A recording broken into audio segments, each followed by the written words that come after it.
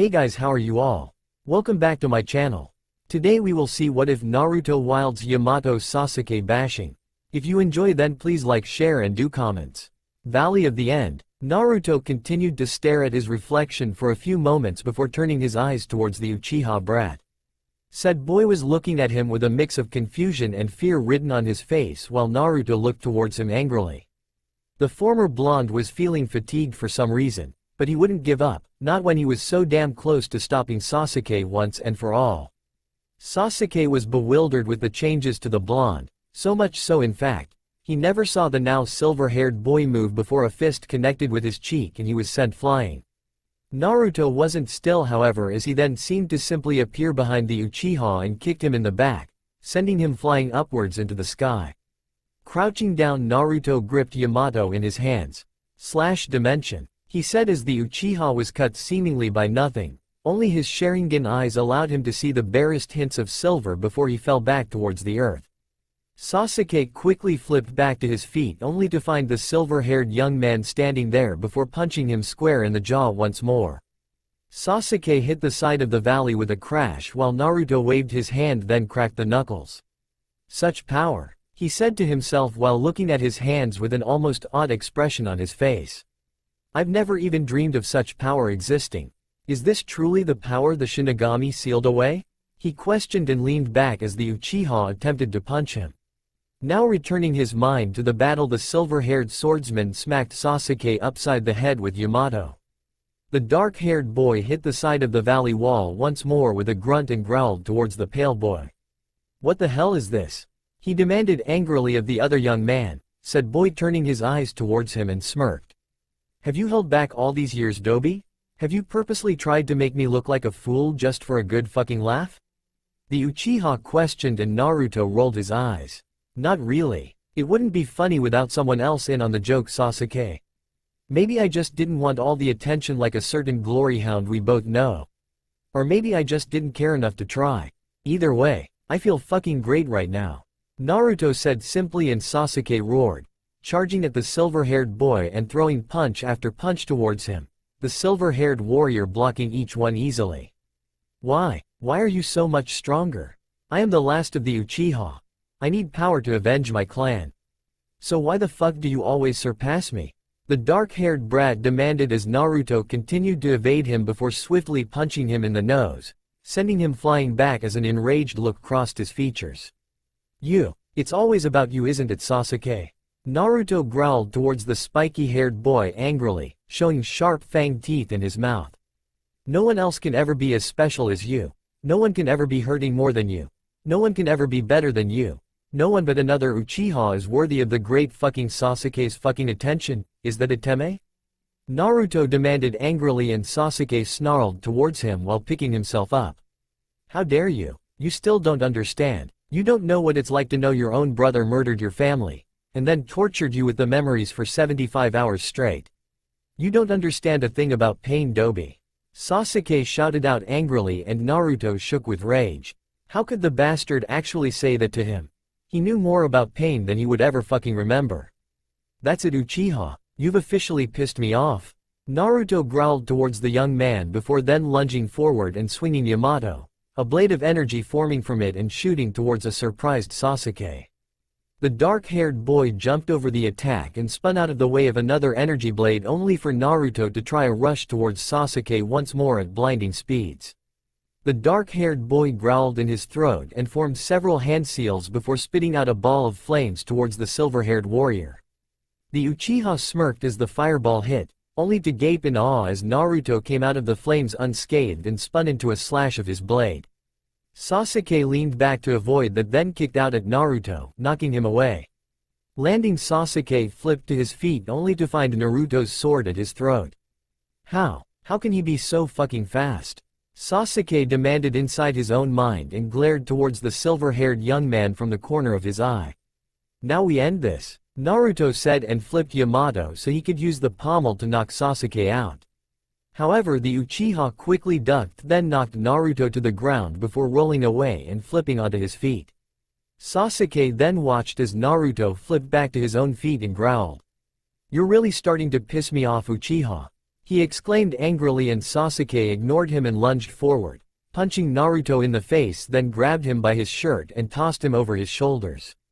Naruto skipped along the waters before righting himself and sliding to a halt, his left foot now on the side of the valley walls.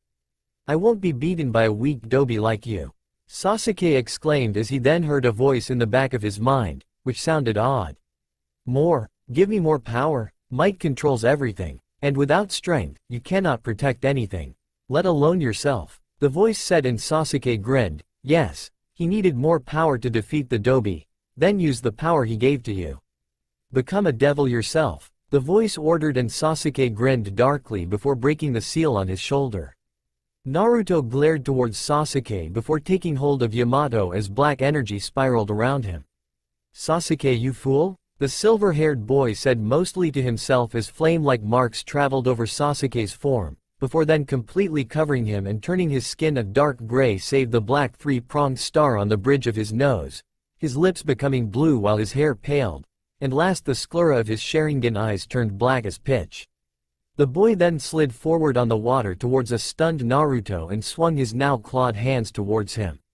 The silver-haired boy flipped over his attack however and swung Yamato towards him, an energy blade flying out of it towards him. The Uchiha didn't bother moving however, and Naruto's eyes widened further as something blocked the attack. The object then moved to reveal a large hand-shaped wing with numerous fingers growing from it unfolding. "Kami-sama, what has Orochimaru done to you, Sasuke?" Naruto said lowly, then heard Sasuke laugh darkly before looking at Naruto with a twisted grin. "Nothing but give me power, dobi. Great power, power enough to defeat you," the Uchiha exclaimed as a second wing grew from his other shoulder and both stretched and unfolded to their full length and width. The winged Uchiha then crouched and shot towards Naruto, flapping his wings for more speed. He slashed at the silver-haired young man with his claws. Naruto blocked that with his left forearm, then grabbed his wrist and punched him in the face. Sasuke used his wings to keep from flying back before then lunging back at Naruto with a flurry of kicks and punches. Naruto blocked and dodged the black-haired youth's strikes quickly but with more trouble than before. He soon grabbed the dark-haired boy's wrist as his claws cut into his left cheek. Throwing a punch of his own, Naruto found his fist caught by the dark-haired youth as each boy glared into the red eyes of their opponent. "This power isn't natural, Sasuke. It's only a fleeting power which will leave you weak in the end," Naruto told the Uchiha, who snarled at his former friend and used his wings to knock him back. "What do you know, dobi? This power, I almost feel like I'm invincible. With it I have the power to defeat you, and soon enough I'll be able to beat him as well," the Uchiha boasted with a slightly insane-looking grin upon his lips. Naruto shook his head at that and crouched once more, and then watched as Sasuke shot towards him with his wings. Naruto blocked the other boy's claws, his kicks, and even his punches, gaining only shallow cuts on his arms that were healing quickly. Naruto then hit Sasuke with the side of his blade, not cutting him, as he needed the little Gaki alive unfortunately. Sasuke rolled with the momentum of the attack, then formed three hand seals and lunged at Naruto, black lightning crackling in his left hand. The mad Uchiha child then moved quickly and stabbed his hand through the silver-haired young man's chest and straight out through his back. Naruto's eyes widened in shock as he looked down at the arm completely covered in his blood. "Now you won't ever make a fool out of me ever again?" Sasuke said darkly before then rearing his other arm back and sent the young silver-haired swordsman flying back into the cliff wall. The blonde then fell forward grunting as he hit the ground. He then looked up as Sasuke walked towards him with an evil look in his eyes. However, the blonde's eyes widened as he felt something wake up within him. It wasn't Kyuubi however, and it was something more. As Sasuke reached the silver-haired nin, he reached down and picked the young man up. "Now Naruto, I'll put an end to this battle," he said darkly, a grin spreading across his lips as another Chidori formed in his hand. "To all our battles," Sasuke exclaimed while then plunging his hand forward. However, a clawed hand grabbed his wrist. Looking to the hand, Sasuke was surprised to see Naruto's hand, only now covered in violet flames. Looking to the boy's face, Sasuke saw that his eyes had a dead look. Was he unconscious? Naruto then moved, his left arm swinging Yamato, cutting the dark-haired boy's Hitai to mark him a missing nin before then jumping and spin-kicking the boy away. Sasuke skipped along the water for a good 5 splashes before then righting himself as he saw Naruto's form now covered completely by the violet flames shiver. The sky darkened at that moment, rain pouring down upon the two combatants. Naruto then looked towards Sasuke, his eyes now totally consumed by a furious red glow. The jewel on his head then sparked to life as well, making the dark-haired boy think of 3 eyes by their shape. The dark-haired boy then saw what looked like a shadow overlap Naruto's own body, one with horns and large wings. Before the Uchiha could even think, the somehow unconscious Jinchuriki raced forwards, sliding along the water easily and swung his sword at Sasuke. The Uchiha heir quickly used his wings to block, only to shout in pain as Yamato cut clean through the wings. The boy flew away from the boy at that moment and saw his eyes glow in his direction, 3 pinpricks of light visible in the darkness created by the storm. The young Uchiha panted as Naruto simply looked at him with that same dead look in his eyes, mocking him in the Uchiha's mind. The blonde then held out his left hand, and out of the water a sheath shot into his outstretched fist, black as obsidian with metal at the top and bottom, a yellow ribbon tied around it. Swinging his blade, Naruto sheathed the beautiful katana in a single elegant motion before then crouching and sliding towards Sasuke once more. Sasuke snarled and jumped into the air. Using his wings he flew into the air, avoiding the silver-haired young mon's first slash, only to be surprised as he then vanished in a flash of violet and appeared above him, bringing down Yamato. Sasuke evaded and watched as Naruto continued down straight into the water below. As he hit water, was sent flying up into the air with the sheer force of his attack. Why does the Dobi have this power? Why is he always surpassing me? The Uchiha questioned of himself with a snarl towards the young man below him, who turned his own head in his direction, the shadow of that other being covering him once more. Sasuke then looked at the katana in the boy's hands and narrowed his eyes. It must be that sword. Before he got it he was losing to me. Yes, that sword. With the power it's given the Dobi, and the power of the curse seal. I could finally end Itachi's life once and for all. All I need to do is take it from him. Sasuke thought to himself and lunged towards the silver-haired genin below him. The said boy merely watched him before sliding forward, one hand on Yamato's hilt as he then pushed the crossguard up with his left thumb. Sasuke was unable to dodge as Naruto continued to slide forward, cutting the boy's hand like wings from his back. Naruto then ran his thumb along Yamato's edge before then sheathing the sword. With an audible click, Sasuke screamed in pain as blood burst from his back. Sasuke gritted his teeth in pain as his curse seal then retracted back into his body, revealing his true self. Sharingan eyes also returning to normal as he turned his head to glare at Naruto. Said silver-haired boy turned his head to look down on Sasuke with a distant look, before then falling forward to the ground, blood pooling around him from the wound in his chest, staining his hair red like the blood's color. Sasuke gritted his teeth in anger while looking towards the silver-haired boy angrily, as then several features vanished from his form as well, leaving him mostly normal save his pale skin and silver hair having remained the same. How could that loser beat me? He's supposed to be weak. Why am I weaker than him? Sasuke inwardly demanded while glaring towards the unconscious silver-haired boy. His sights then locked on the sword in the boy's hand, and mind made up he crawled towards it. Pulling himself to the silver-haired boy, he tried to reach for the sword. However, a kunai pinned his hand to the ground, making him grunt in pain once more. I think not, Sasuke. Came the voice of Sasuke and Naruto's sensei Kakashi. Sasuke turned his head to glare angrily at the other silver-haired person whom he was quickly learning to hate with a fucking passion. You won't be doing any more damage to my student?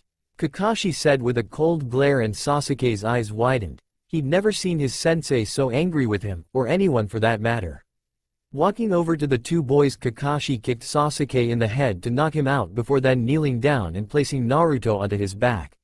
He had tried to pry the sword out of the silver-haired boy's hand so he could hold him better, but the hand wouldn't let go. Looking at Sasuke, Kakashi picked the spoiled brat up and held him under his left arm. Turning quickly, Kakashi ran in the direction of Konoha, carrying 2 of his students, feeling pride for one's skill in beating his oldest rival, and disgust for the other's obsession nearly killing 5 of his comrades. Mission: Sasuke retrieval. Status: complete. Konohagakure no Sato. Sakura stood at the gate to Konoha waiting for the return of Naruto, hoping the blonde was okay. She saw Kakashi heading straight towards her with Sasuke under one arm and Naruto on his back. Kakashi-sensei. She started only for her eyes to widen seeing the bloody battered Naruto, the hole still in his chest and back, while Sasuke looked to only have a couple bruises and shallow cuts. Sakura, take Sasuke to the interrogation unit for containment. I need to get Naruto to Tsunade-sama. Kakashi said quickly, tossing Sasuke to the girl who fell back under the dark-haired boy's weight while Kakashi took off faster than ever. The pink-haired Kunoichi looked down on the Uchiha boy for a few short moments, then picked his arms over her shoulders and struggled to carry his weight in the direction of the Anbu headquarters as fast as she could. For once she didn't feel Sasuke was all that great. Konoha Hospital? Kakashi rushed in and looked around frantically for Tsunade. Still carrying the blood-covered young man rushing from room to room, he finally found the busty blonde woman tending to Neji Hyuga. Hokage-sama, he said quickly, and the blonde turned only to pale to a color he was sure wasn't normal. Naruto needs help. Now, the man said, then exclaimed seeing the woman was frozen. Shaking her head, Tsunade quickly called to Shizune and both helped Kakashi as he placed the wounded young man onto a bed. Reaching to take the sword from him like Kakashi, Tsunade also found his hand was gripping it with an unnatural strength. However, once she actually looked at it, her skin paled once more and her eyes widened to dramatic levels. Is something wrong, Tsunade-sama? Shizune questioned, and the busty blonde quickly shook her head and then gave a negative response, even if her eyes betrayed it. Ignoring that, Shizune cut Naruto's shirt off only to pale seeing the gaping hole in his chest. Are you even sure he's still alive, Kakashi? She questioned lowly and then saw him breath inward, eyes opening to show his blue eyes. Only now the pupil was a thin slit. Before their eyes at that moment, purple flames gathered at the boy's chest and began to spiral around the hole before spreading out over his entire body. As they did, the wound began to seal shut, leaving not even a scar behind and clearing him of any blood, revealing his now silver locks to the worlds. Then before their eyes the flames vanished and the boy then passed out once more, his head tilted to the side while the flames vanished. Was that Kyuubi? Kakashi questioned while looking to Shizune and Tsunade. The dark-haired woman of the two looked just as confused as the silver-haired man, so both turned to Tsunade, whom had a look of both shock and fright on her face. Hokage-sama? Kakashi questioned, and Tsunade looked to the man with a shaky look. Do you know what that was just now? He questioned, and the woman nodded her head slowly. That would be similar to his grandfather's power, she said softly, and Kakashi raised a brow. How do you know that, Tsunade-sama? Shizune questioned with a confused tone, and Tsunade lowered her head. Because his grandfather told me, before he died, she said lowly, and Shizune once more looked confused. Then, how did you know him exactly? The woman questioned, and a grimace came to the blonde woman's face. Because I'm Naruto's grandmother, she said barely above a whisper, Shizune gasping and Kakashi's eyes widening dramatically. A figure sits upon a strange throne, fingers laced together. He looks at a sphere, within it shows several armored warriors carrying the Sound 5 over their shoulders. HMPH, good. Now I'll have 5 weak generals for those lesser hell demons Inferno insisted I use. The figure said, then frowned. Inferno was a powerful and ruthless warrior, but his heart would more than likely become a problem. If Mundus had managed to remove it, I wouldn't even need those fools. The person said to himself while still frowning, then waved a hand and smoke moved within the sphere before him. The black-cloaked figure looks into the glowing sphere. Beyond the sphere it now shows the wounded Naruto. Humph, so the last son of Sparta is finally revealed it to me. The figure said softly, then sat back into his strange throne while looking towards a blonde woman who was strapped into a large machine. I wonder, which of them should I send to deal with this minor problem? The man questioned before leaning back with his fingers laced together. If I may. A demonic voice came as a figure appeared in a burst of green flames at the demon's side, beside the throne but kneeling down. Turning his head, the hooded man placed his head on his fist and looked to the armored warrior. Perhaps sending Jester would be best. He hasn't seen battle in many years after all and would be perfect to test the Sparta boy's powers. Then once we have properly assessed his abilities, we can properly choose one of the others to destroy or capture him. Cyan. The black armored warrior offered, and the man hummed in thought before chuckling darkly. Excellent idea, that would be the most prudent course of action at the moment. However, I would also like you to get in contact with our agent in Konoha. We can't have that entire village backing him should they find out his true heritage. The man said to the armored warrior, who nodded and then stood up. What should I tell Danzo to do then, Saiyan? He questioned, and the Saiyan chuckled lightly to himself before smirking. Surprise me, Inferno? Surprise me. The devil said darkly, and Inferno gave a curt nod before vanishing in another burst of green flames. The Saiyan then grinned to himself as he turned his eyes to the form of the blonde woman strapped into the machine on the wall. Her clothes made of black leather and hair slicked back. Well, mother, it appears as though the game can finally begin. Saiyan said with a smirk as he laced his fingers together before his shadowed face once more. Do you honestly believe you can ever defeat me, Worm? The king of the demon world. A demonic voice questioned from his throne before an almost angelic figure rose up, wings spreading at his sides, while another stood far below him, eyes glowing a demonic red. The figure stood strong, however, a sword on his back that he then unsheathed to show a massive crescent-shaped blade with a large red jewel in the center. Taking the sword with both hands, the small figure unfurled his wings and rose into the air, glaring towards the larger figure angrily. I have no doubt, Mundus. The smaller figure says, and the larger one snarls. Rising up into the air himself, the two then fly up farther into the sky, over a massive battlefield. So be it then, Sparta. Come face the power of your Empor. Mundus said darkly towards the smaller devil as orbs appeared around his form. The smaller roars as he flies forward towards the larger being. The being merely smacks the smaller one, however, sending him flying into a castle-like building. The smaller figure shrugs rubble off his shoulders and narrows his eyes on the massive creature flying above him. Sheathing his sword back onto his back, the smaller figure calls two fiery red orbs to his hands and flies towards the massive winged devil. No, Mundus, you are no master of mine. Sparta cried boldly while flying towards the gargantuan devil. Sparks of energy formed at the orbs around him and shot towards Sparta. The smaller demon fired bursts of energy from his hands towards these orbs, destroying them, and then gritted his fanged teeth in anger as he flew closer to Mundus. Bringing his limbs together, Sparta roared, and a massive dragon-like beast formed from his body and rammed into Mundus, knocking the demon emperor back slightly as Sparta flew closer to him. Mundus growled in irritation, however, and clapped his hands together, a burst of wind pushing Sparta back before the devil righted himself in mid-air. Purple flames then formed over the devil's body and he lunged forward into battle once more. Konohagakure no Sato. Naruto's eyes shot wide open as the vision ended. The silver-haired young man sat up from his position on the hospital bed only to grimace. Looking over his body, he found himself practically covered in bandages and wrappings. Looking to his chest, he was surprised to find the wound was now gone. I'm going to have to figure out what the hell that was, he said mostly to himself before then looking at his left hand and smirking, seeing Yamato was still firmly in his grip. Something tells me they couldn't get you out of my hand even with a crowbar. The silver-haired shinobi thought, then groaned softly, pushing his legs off the side of the bed and walked over to a pair of orange pants and grimaced. Why the bloody hell do I like that color? He wondered of himself before then swallowing his disgust and pulling the pants on over his hospital gown. Looking for his shirt, Naruto found the torn and tattered shreds of cloth and decided to just wear the hospital gown over his upper torso. Walking around a little slowly, the silver-haired nin found and pulled his dark blue sandals on over his feet. I feel like Choji just sat on my head, the boy then said softly while feeling his forehead. He then shook his head and reached up to slick back his hair once more, leaving some of his bangs to hang down to frame his eyes, ending at his cheeks while the rest pointed backwards. Looking at Yamato, the boy flipped it to where the sheath now rested upon his shoulder.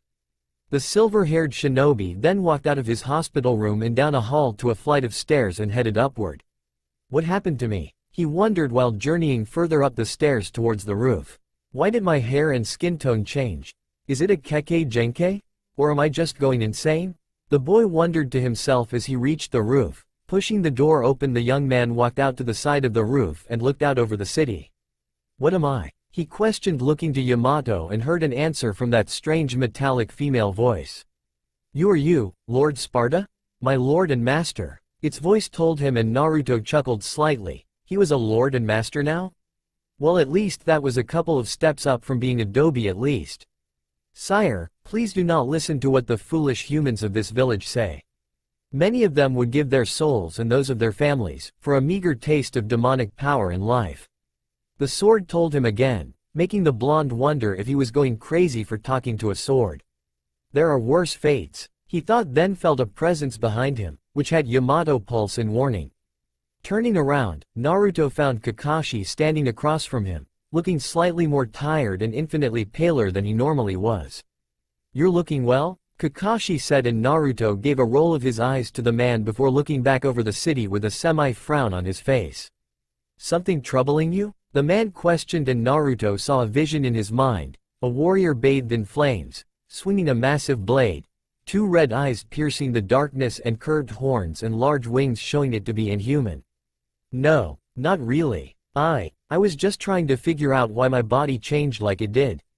Naruto said, and Kakashi blinked before walking over to place a hand on the boy's shoulders. Naruto saw a new vision, however, one of a massive being made of stone in the image of an angel, with enormous wings and a hole in its chest. Naruto shook his head of the image and looked to see Kakashi was giving him a strange look. What, do I have something on my face? Besides bandages? The silver-haired young man questioned, and Kakashi chuckled lightly.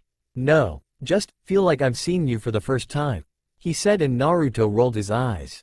Don't go getting deep on me, sensei. It's not your style, the silver-haired young man said with a slight smirk, making the older nin frown before playfully bopping him on the head. Well, someone sure seems to be feeling better, Kakashi said playfully, and Naruto's smirk vanished. The silver-haired young man then looked at Yamato, and he saw a man with silver hair in a purple outfit walk down a long hall. Pictures of all sorts on the walls and a carpet on the floor, with Yamato sheathed in his left hand. Now come on, Naruto, something is obviously bothering you. Tell me what it is, Kakashi pleaded, and Naruto sighed softly before looking to the endlessly blue sky.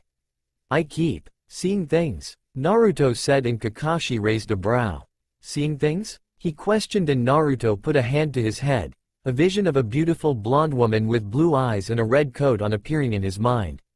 Visions? Memories? Something, but they're not mine, Naruto said to Kakashi, then gritted his teeth. He saw the man in purple, the blonde woman, and two children, and each of the children had silver hair. Naruto, maybe you should take a few days to yourself. You sound like you might just be starting to buckle under all the undue stress recently. Go lay down and have a nice long rest, Kakashi told the boy, who nodded his head slowly and walked back into the room, then down the stairs to his room. Kakashi meanwhile looked to the sky himself and saw dark clouds heading their way. An ominous wind is blowing, he whispered before jumping from the building in the direction of the Hokage Tower. A man with a missing hand, eye, and an X on his chin sat behind a desk when a plume of green flames appeared in front of him. Why do you always come in unannounced? The man questioned with a frown as Inferno chuckled towards the human before then watching as the man put away the documents he had been reading. What do you need from me this time? He asked, and Inferno looked around for any spies, before then throwing one of his swords at a door. The sword stopped halfway through and blood began pouring out of the hole around it. You really should have better help. These nosy human servants of yours like to eavesdrop too much, Inferno said before walking over to his sword and pulled it out, only to then sheath it onto his back. The Saiyan sends you a new mission. Have Naruto Uzumaki banished from Konoha. The devil tells a surprised Danzo, who blinks rapidly before frowning. I thought my deal with your Saiyan was that I get the Kyuubi as a weapon for helping him. The man questions darkly, only to find Inferno's sword at his throat and twitches. Right, deals change with devils, he said mostly to himself, and Inferno sheathed his blade back onto his back. How should I have him banished? Many of the clans support him, only the Hyuga and Uchiha ever disliked him. Danzo questioned, making Inferno grin beneath the masked helmet he wore. Come now, Danzo. A man of your intelligence should be able to figure that out on your own. The Uchiha has been interrogated and was found to have been merely be controlled by Orochimaru's curse seal. Correct? Inferno questioned, and Danzo nodded his head slowly. He has also been demanding the council have the boy give him the sword he has with him. Correct? The demon questioned, and once more Danzo nodded his head.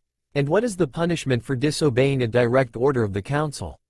Inferno questioned, and Danzo nodded his head with a frown on his face. Expulsion from the ninja ranks and banishment. Disobeying a cage is worthy of an execution.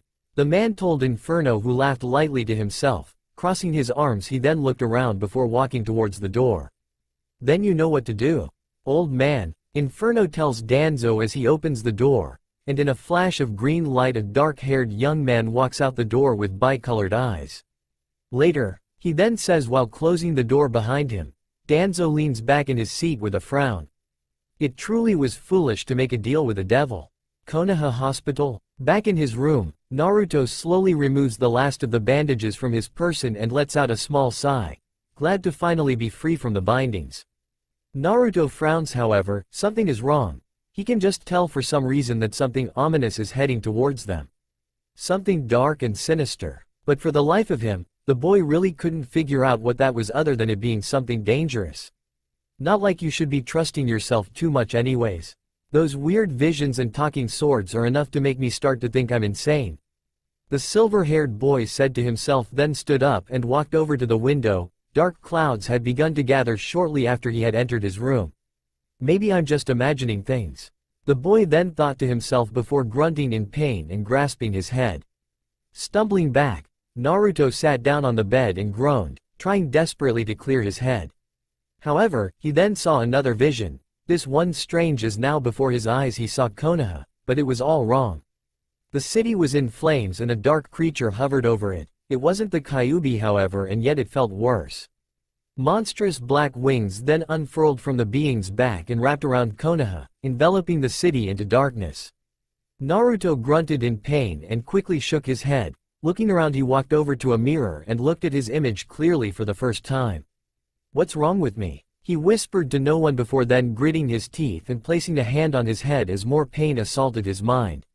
Behind him his shadow changed. Now resembling a winged knight with curved horns, it raised out of the ground to stand behind its counterpart. Naruto gave out panting breaths before stiffening and turning around to look wide-eyed at the specter. The black shadowy creature and he stared at one another. The creature no bigger than Naruto or any real differences other than some of its more defining features. Remember who you are? It told him, and Naruto shook his head. He was suddenly looking at his reflection once more, his eyes wide in shock and fear. Naruto Uzumaki. A voice came, and Naruto turned to see an Anbu standing at the door to his room. The council wishes to see you. The Anbu says simply, and Naruto nods, walking towards the man with Yamato in hand. The Anbu placed a hand on the boy's shoulder and then shunshined them both away. Konoha Council Chambers. The council was practically in a civil war as Naruto entered and raised a brow at the grown men and women arguing over something. It seemed most of the clans were on one side, the Hyuga seeming neutral, and the rest took up a bunch of civilian clans. Naruto then sees them all calm down as he enters. Some seem surprised to see his new look, others just glare and don't bother to care. Naruto Uzumaki, do you have any idea why we have called you here today? One of the elders of the council questioned. Naruto didn't bother to try and remember a name as he knew they hated him. Now how could I know why you all decided to have me brought before you? Not like I'm on the damn council. Or somehow magically obtained psychic powers. Naruto remarked with a roll of his eyes, and one woman with pink hair growled. Watch you tone and show the proper respect we deserve, brat. She yelled at him, and Naruto winced to himself. Definitely Sakura's mother. He thought, then looked around and shrugged his shoulders, seeing several glares while inwardly smirking. I am showing you all the proper respect. You treat me like shit, I do the same to you. He thought to himself as another of the council began speaking.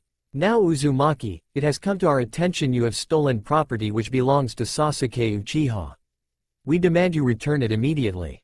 The man ordered, and Naruto raised a brow. When the hell did that happen? I regret to inform you of this, council members, but I have not stolen anything from the Uchiha grounds. The boy said sarcastically at first before finishing seriously.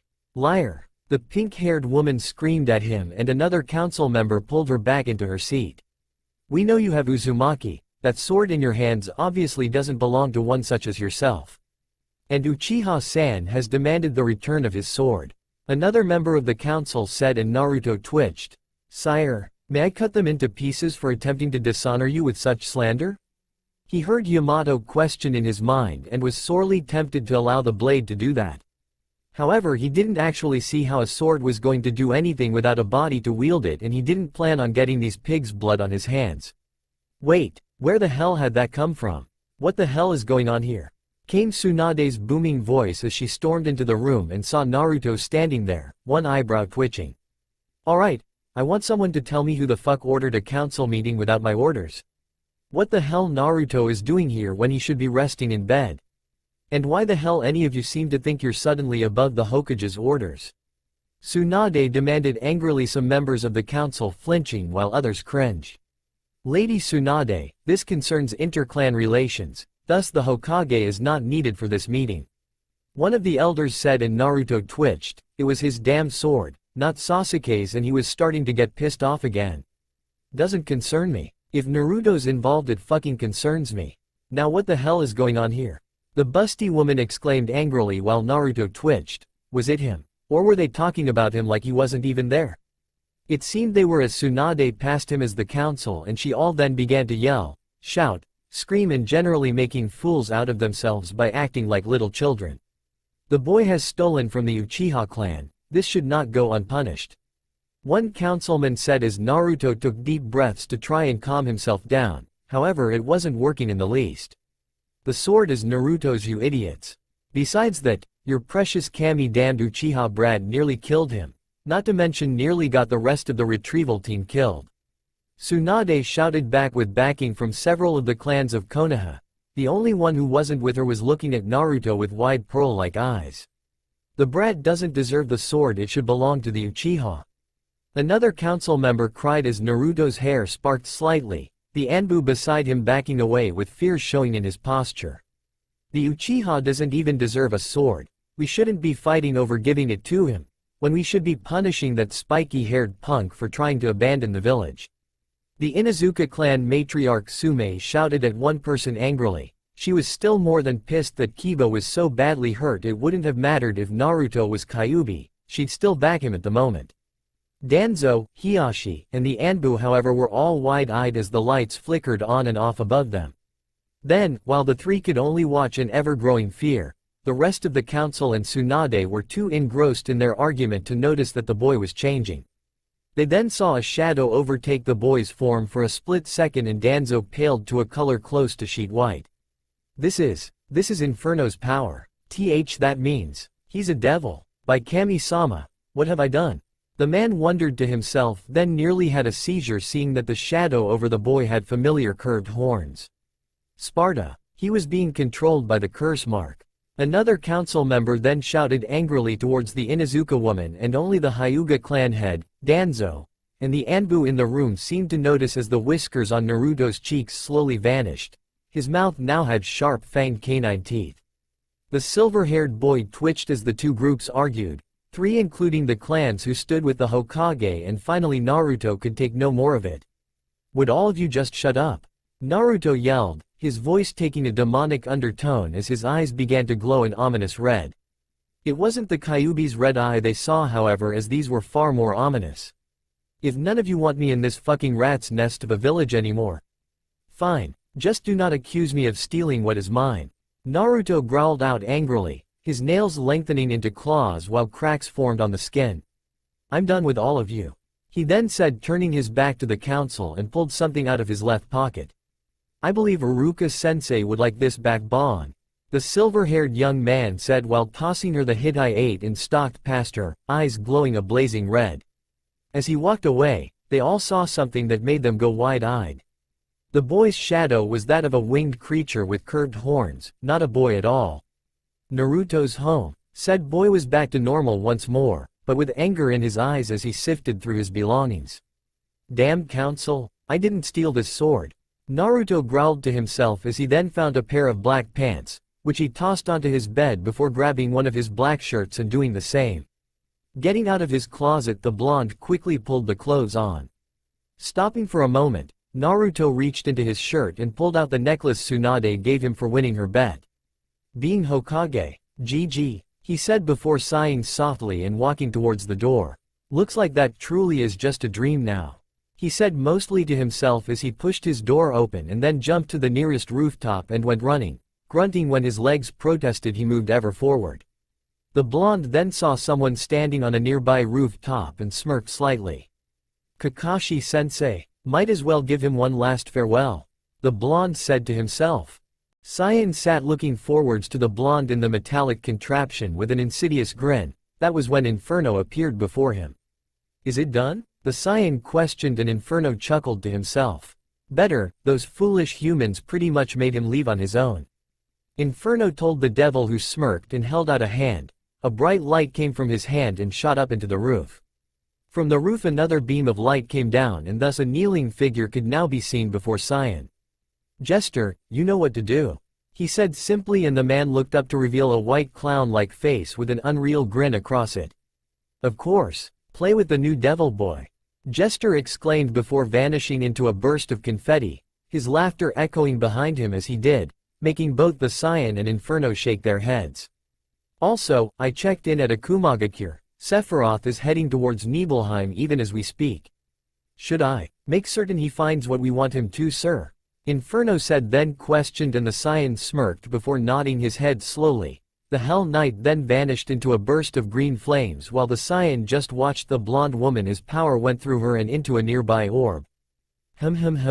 Yes, all goes according to plan, the devil said to himself before then leaning back in his chair with a smirk. Let's see what these foolish humans do when they lose their last hope for salvation. The Cyan says mostly to himself as a grin comes to his lips, eyes glowing an ominous red from behind his hood. Danzo stormed down a hall, a snarl on his face. He then pushed open a door and walked over to a seal on the ground. Standing in the seal, he was soon completely concealed from view by a dark light, and thus he found himself standing before the Cyan. The Cyan himself chuckled as the man entered, then looked at him with his glowing red eyes. You knew about the Uzumaki's heritage, didn't you? Danzo demanded angrily, and the Cyan chuckled lightly in his throat.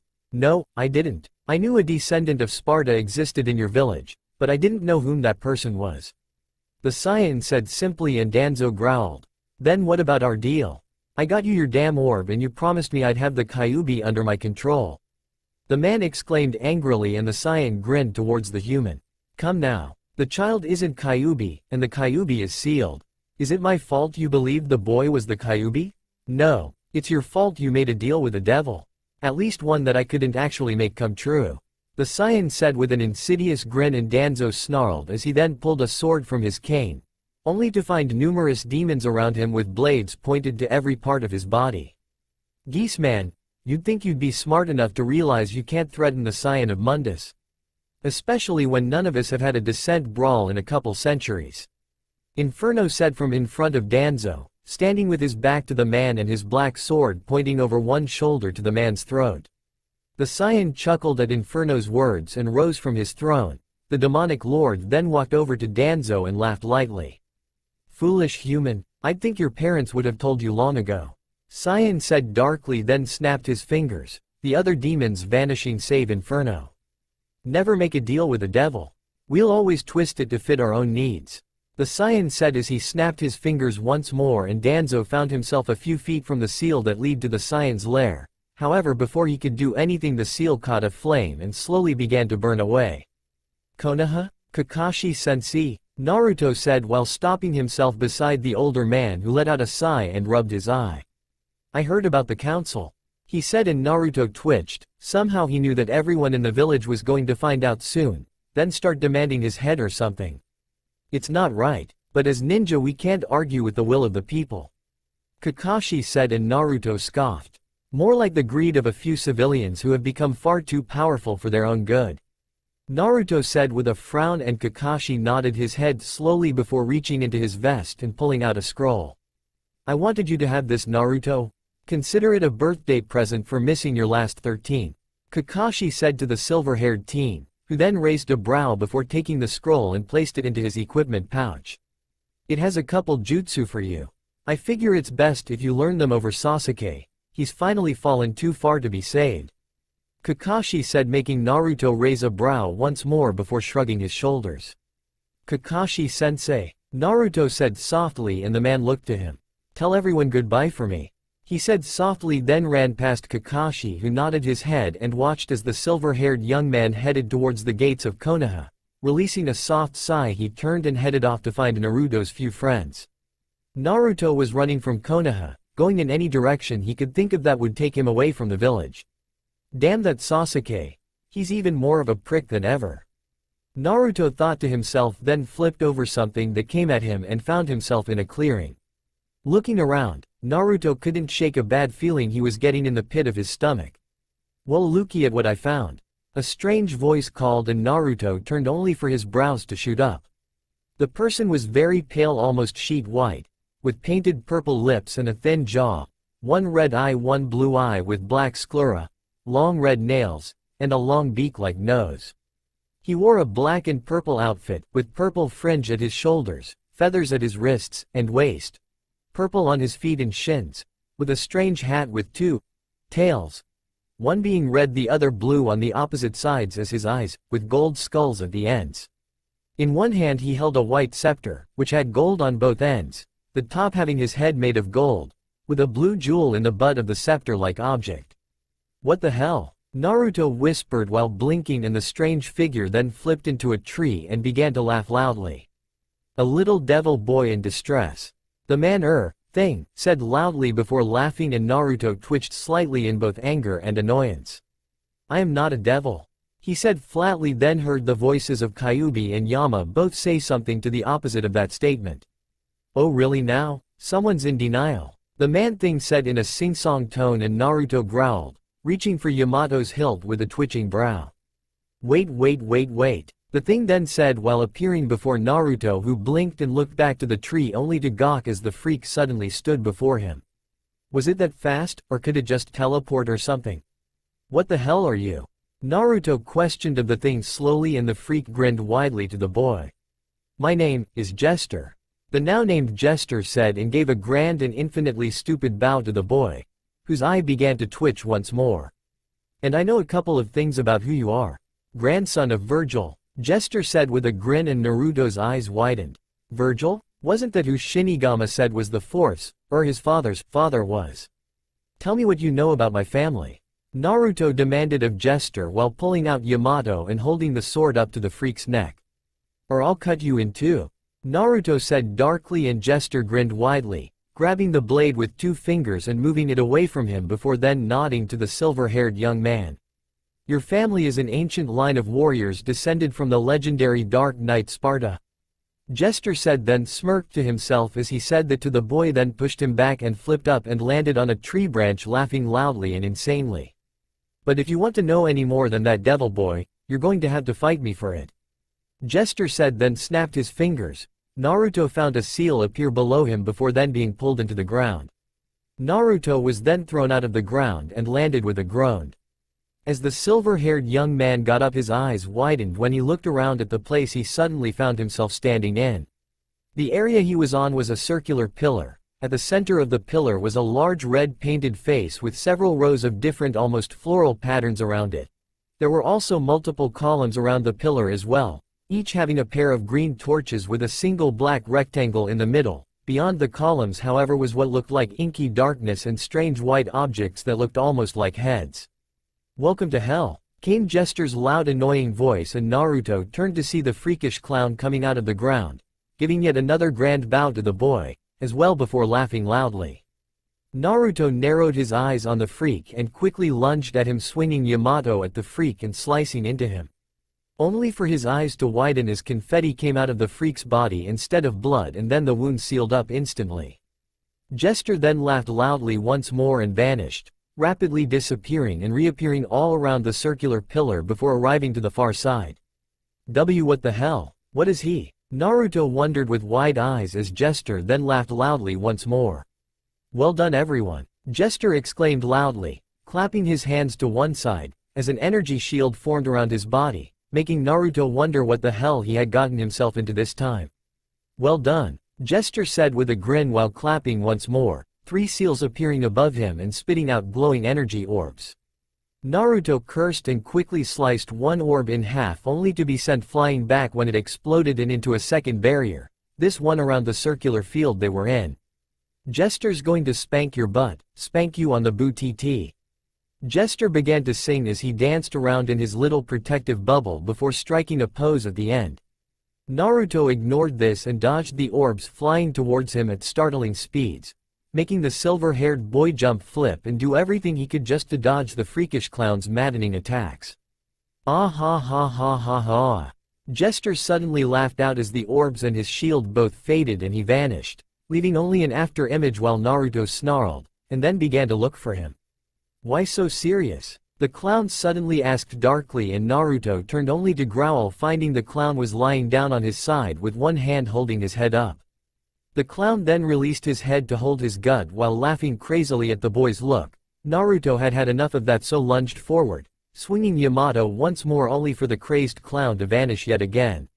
Welcome everyone, Jester then exclaimed from behind, and Naruto turned in time to see as he came out of the ground grinning once more, now on top of a strange ball that was mostly pale white, with his eyes, a serious face and what looked like violet flames on one side of its face. Welcome, Jester then exclaimed and clapped his hands. 6 of the seals now appeared, 3 at either of his sides. The orbs then shot out of these like they did before, Naruto cursing as he jumped and flipped over the orbs, only to feel his eyes widen when he saw a large red object in the orb's mouth. Shit, he exclaimed loudly while ducking out of the way as it spit the object out and it exploded, sending Naruto flying through the air only to land behind Jester. The clown was now sitting with his legs crossed, a hand on his chin, as he watched the young Sparta struggle to his feet. You know, if you were really Virgil's grandson, I think you would have chopped me into confetti by now. I guess you just don't have the right stuff now, do you, kid? Jester mocked, and Naruto snarled, quickly sheathing Yamato as flames slowly covered his arms, making Jester grin. Bingo! Now that's the something you need. Jester then exclaimed and gave a grand bow as his orb bounced into the air and tried to come down on Naruto, who rolled to the side. When a blade cannot cut, my power shall destroy all in our path. Kyuubi suddenly roared in Naruto's mind, and the former blonde grinned widely before holding his hands to the sides as they and his feet were covered in flames. The flames on Naruto's arms then seemed to solidify into a pair of gauntlets, which were made of a red plate along the back of his forearm, 2 more darker red plates around the underside of his forearm with gold bands that had runes carved into them connecting between the 2 dark red plates to hold them on tightly. Gold bracelets were around each wrist with ancient runes carved into them, and had a gold fox head at the back that had red gems for eyes. Plates came over the backs of his fists with spikes at his knuckles, and a plate over the first knuckle of his thumb. Then over his feet a pair of greaves formed, with red plates over his shins that reached over his knees, with 2 dark red plates over his calves, a single gold band wrapping around the back of his calf with runes carved into them. Another gold band around his ankles had runes in it also, with a fox head at the side. Red plates over the top of his feet with 3 gold claws coming from them over his toes. A final one at the back of his foot also came out at a curved angle. This ends now, Naruto then said darkly as his features also changed, his whiskers returning and deepening, canines lengthening, claws growing, and his eyes turned blood red. Jumping high into the air, Naruto reared a fist back before plunging it into the ground and sending molten flames across the ground, creating fire all around and popping the sphere Jester had been standing on, making the clown fall to the ground. Jester couldn't even shake his head before Naruto was on him, punching the clown in the jaw and sending him shooting up into the air. Naruto ran up the side of the barrier holding him at that moment, uncaring what should have been an impossible feat for a human, and then jumped off the side towards Jester. Naruto reached him and elbowed him in the face, then spun to elbow him in the back of the neck. He then quickly grabbed Jester's shoulders and kneed him in the face, before then pushing off the freak and plowing both legs into his back, sending him flying into the ground.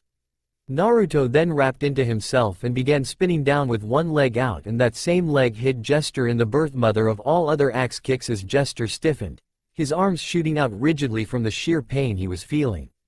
Naruto then flipped off Jester's back and watched as the world around them returned to normal, Jester on the ground groaning in pain as Naruto stalked over to him and then lifted him up to meet him face to face. "Alright, clown, are you going to tell me about my family now, or do I have to beat the living hell out of you again?" Naruto questioned with a snarl, and Jester managed a weak, pained laugh as he looked at the devil boy with another unreal grin.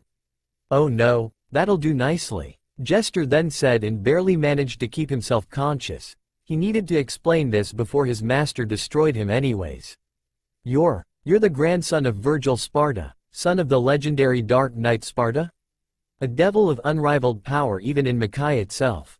Jester explained and Naruto's eyes widened in shock. He was descended from a true devil. I really am part demon then. Naruto said mostly to himself only for Jester to laugh loudly. No, you're part devil.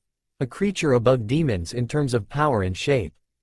Devils normally have a human appearance while demons, not so much. Jester said and Naruto rolled his eyes, wondering why was it he was stuck with this freak for information on his family. Fine, I can live being related to a devil. Just tell me about my family so I can leave. Naruto said flatly, making Jester chuckle lightly in his throat before coughing loudly. Fine, devil boy, spoil my fun. Your mother's family is all dead, as is she, because a member of your council had her killed so he could have you as a weapon, while a powerful devil destroyed the rest. Your father's family is still alive however. Well, one other member of the Sparta bloodline exists to the far north in a place called Akumagakure. Jester said. Naruto growled when he heard the fate of his mother, then the freak held up his scepter, which suddenly changed into a map, and held it out towards a suspicious Naruto. Why should I trust your word? Naruto questioned and the freak chuckled lightly. Trust my words or not, devil boy. Isn't the chance of meeting your family better than wandering around the elemental nations aimlessly? The freak quipped and Naruto closed his eyes for a moment before nodding and taking the map from Jester, stowing it away in a pocket as he dropped the clown back to the ground. Oh, and one more thing? Jester then said and Naruto frowned before turning his head to look at the freak, which grinned widely in his direction. I've told you about your grandfather's family. But what about your grandmother? Jester said and Naruto pulled out Yamato and pointed it at the freak. Start talking, he said darkly and Jester grinned. She's alive if that's what you want to know. And her name is Tsunade Senju of the Sannin. Jester said, Naruto's eyes widening as he shook his head whispering something to himself while Jester grinned once more. Guess even she didn't want to deal with you. Huh, brat? Jester questioned with a grin and began laughing insanely. Naruto snarled and shaking with rage only to watch as Jester began vanishing into violet flames. His laugh remaining even as the flames ate him. Soon the laughter and Jester both died, leaving Naruto in silence while twitching every now and again. Ba-chan? He whispered, then pulled out the map Jester had given him and looked it over before raising a brow at the "You're here" note on it.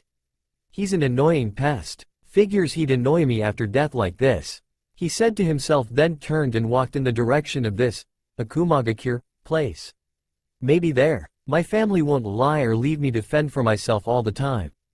Saiyan, Jester is gone. Inferno said as he appeared in a plume of flames before the Saiyan, who chuckled lightly. Good, his foolishness was beginning to irritate me. The Saiyan says emotionlessly and Inferno simply snorts and cracks his neck. Yeah, I wanted to kill him though. Inferno then said and the Saiyan grinned. Do not worry Inferno, your bloodlust will be sated soon enough. Saiyan said and Inferno shrugged once more. Did Jester give the devil boy the map to Akumagakure? He then questioned and Inferno grinned widely. Yep, he even got him thinking his own grandma don't care for him. Inferno said and Saiyan rubbed his chin. Perhaps Jester was more useful than he appeared. That may actually help them in the future if they could use it against the brat. Also, Sephiroth was delayed on getting to Nibelheim. A bunch of lesser demons got in the way and they expect it'll take a week or more to clear them off the path for supply runs. Inferno reports with a frown visible on his face, yet the Saiyan grins at this information. Perhaps this could be used to their advantage. Tell me Inferno, what devil arms are located on the path to Nibelheim from Konoha? The Saiyan questioned and Inferno was quiet for a few moments before then raising a brow. First is the sword known as Gilver, which is in a crypt outside of the mountains of Akumagakure. Then the twin blades Luce and Umbra are in a temple built into the mountains of Akumagakure just east of Nibelheim, and last at the Chakra facility in Nibelheim there's Genova. Though she's not a devil arm, just sealed. Why? Inferno said then questioned of the Saiyan, who nodded to himself. Inferno, could you lead the devil boy to those devil arms? And Sephiroth? The man questioned, confusing Inferno greatly. Why make the young Sparta even stronger? But the Hell Knight quickly decided he didn't even want to know what the freaking crazy devil had schemed in that warped mind of his. Sure, but I might have to delay Sephiroth getting to Nibelheim if that's the case. Inferno then said, and the Saiyan nodded his head and made a motion with one hand for Inferno to leave. The devil frowned for a second before then snapping his fingers and vanishing into a flash of green flames, leaving a smirking Saiyan to watch as more power passed through his little blonde pet. Naruto found himself sitting up, panting slightly and looking around a simple clearing he'd fallen asleep in. Grasping his head, Naruto wondered about these weird visions for the millionth time it seemed. This last one having shown a dying woman, pleading with a man in a purple coat to forgive humans and protect her family. The boy then shook that off and rose up to his feet. Brushing himself off, he walked in the direction of Akumagakure once more, Yamato at his side and Kyuubi on his arms and legs. As he did, however, Naruto couldn't help it as his mind wandered to the weird visions he'd been having for the past few weeks, mostly about the odd man in the purple coat he was seeing more and more often. Shaking those thoughts away, the young boy walked onward, not noticing as a pair of bicolored eyes watched him, a slight smirk on the face of the eye's owner. "Let's get this party started," he whispered and vanished in a flash of green flames. Naruto halted his walking quite suddenly and his eyes narrowed. Rolling to one side, he narrowly missed a sword taking his head clean from his shoulders. "What the hell?" he whispered and felt his eyes widen as he saw a shadowed figure in a tree, both its eyes a glowing demonic green. The figure then pointed an armored finger towards Naruto and laughed haughtily, before then jumping back further into the forest. "Oh no you don't," Naruto said and began to chase after the odd figure, running between trees as the figure jumped from branch to branch. Tired of being behind the creature, Naruto jumped up into a tree and began to use the branches as well so he could follow it further. Naruto still couldn't get a clear view of the figure, beyond that it had what looked like a scarf falling down behind one of its arms and a suit of heavy armor. The figure seemed to notice Naruto and so began jumping while backwards, pointing one of its hands towards a now confused young man. Flames gathered into its hand, however, and Naruto cursed, jumping out of the way as the ball of flames hurled straight towards him. Naruto then found himself far behind the now laughing figure and snarled before crouching and sprinted after him. Naruto saw the figure then chop a tree down with two short swords and cursed, jumping over the tree while trying to keep up with the figure. Said figure laughed once more as he cut a smaller tree down and then kicked it towards Naruto, who began sliding on a tree branch and bent backwards to dodge the tree, then righted himself to his feet. Naruto grit his teeth and lunged forward farther in an attempt to keep up with the figure, and soon managed to come up beside of it. The figure quickly lashed out, however, punching him first in the gut making him bend down, then in the face knocking him up, before then roaring out with a roundhouse kick that sent him flying into a tree. Naruto hit the said tree with a grunt of pain, then slid down until he landed on a sturdy branch. Looking up, Naruto growled, seeing the figure now standing above him, then point down at him and laugh once more before jumping away. "Alright, now I'm pissed off," Naruto said to himself before flipping to his feet and running up the side of the tree before leaping off after the figure once more. Naruto soon saw the figure once more, so sprinted forward at breakneck speed to catch up with the elusive, or just rather annoying figure once more. Soon Naruto had almost caught up with the figure, only to see it then jump down to the ground and run in another direction. Growling, the silver-haired boy went after the figure, then saw it jump down into what looked like a cave. Frowning, the boy jumped from a tree branch and down into the cave, also falling into a dark area. Naruto hit the ground with an unceremonious thud and a pained grunt. Cracking his neck, he began looking around for the armored figure that led him here, only to groan seeing he was gone. "Great, I let my anger get the better of me," Naruto then muttered before looking around and holding up Kyuubi's right gauntlet and formed a ball of flames in it for some light. Now he could see that he was in some form of ancient tomb or crypt. Just my luck," Naruto muttered with disgust before walking down into the place, hoping for an exit, as the walls were far too high and narrow for him to climb back out of this place. Naruto walked down and soon found a large room. In this room 4 coffins resided, with a single one open to reveal a skeleton inside. Naruto ignored them and walked over to the next door, only to quirk a brow as red fields erected themselves in front of him. Turning, Naruto saw the same fields appear over the door he had come from, and he suddenly had a sinking feeling as he then took hold of Yamato's handle. Out of the coffins Naruto watched in shock, as the skeletons seemed to come to life before then changing into new, more freakish incarnations of what they were. They were still skeletal, only now with their canines having extended into fangs and strange runes carved into their bony flesh. One eye was filled with a ruby while the other a diamond, and their jaws were held open by a circular stone disc of some form that also had runes carved into it. Its bony hands were much longer than normal and strapped down to a point with leather bands, forming into sharp stabbing weapons. Their feet done the same way save a knife coming from the heels. Last a black cloth had wrapped around its body in the form of a hooded outfit, which barely covered its form. Skin then slowly appeared on the creatures, blue in color but leaving its head, hands, and feet bare as it grew, black runes covering this as well. Hell dancers. What the hell is this? Naruto wondered mostly to himself before the creatures seemed to twist and turn then lunge at the silver-haired boy. Naruto rolled to the side to avoid the first of the dancers then ducked as a second one stabbed towards him. Narrowing his eyes Naruto swung Yamato upward and cut the front of the freakish creature only for his eyes to widen in surprise as the disc in its mouth spun then the slash sealed shut.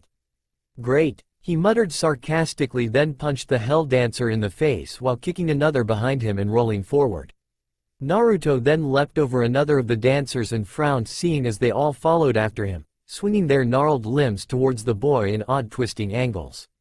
Naruto blocked with Kyuubi then punched the creature in the face, breaking the disc in its mouth and making the creature turn to dust. Wait, that's it? He wondered then groaned as the others came towards him. The silver-haired teen narrowed his eyes however, and then swung his sword out of its sheath in order to cut 4 of the hell dancers' discs in half and reducing them to dust. The most annoying creatures in existence. And they just had to bother me. Naruto grumbled to himself as he dodged another of the hell dancer's limbs before spinning and cutting its disc in half. The last 2 dancers then looked to one another before looking back at Naruto and suddenly made a laughing sound as they began spinning with all but one leg spread out making a miniature tornado. Naruto blinked before cursing and rolling out of the way of one of the odd tornadoes, his pant leg being cut by the spinning hell dancers. Alright, this ends now. Naruto growled as he focused on the flames of Kyuubi's gauntlets then held a ball of fire in his left hand, Yamato in his right. The boy then rolled out of the way of the other dancer and tossed the fireball at where the head of the hell dancer would be, incinerating the disc in its mouth and making it explode outwards. Looking to the second annoyance, Naruto narrowed his eyes and clenched Yamato's handle. As he did however a glowing blade appeared at his side. What the? Naruto wondered softly then watched as the blade shot forward into the hell dancer, pinning it to the wall. The silver-haired boy decided to wonder about the blade later, as he then formed a second fireball in his right hand.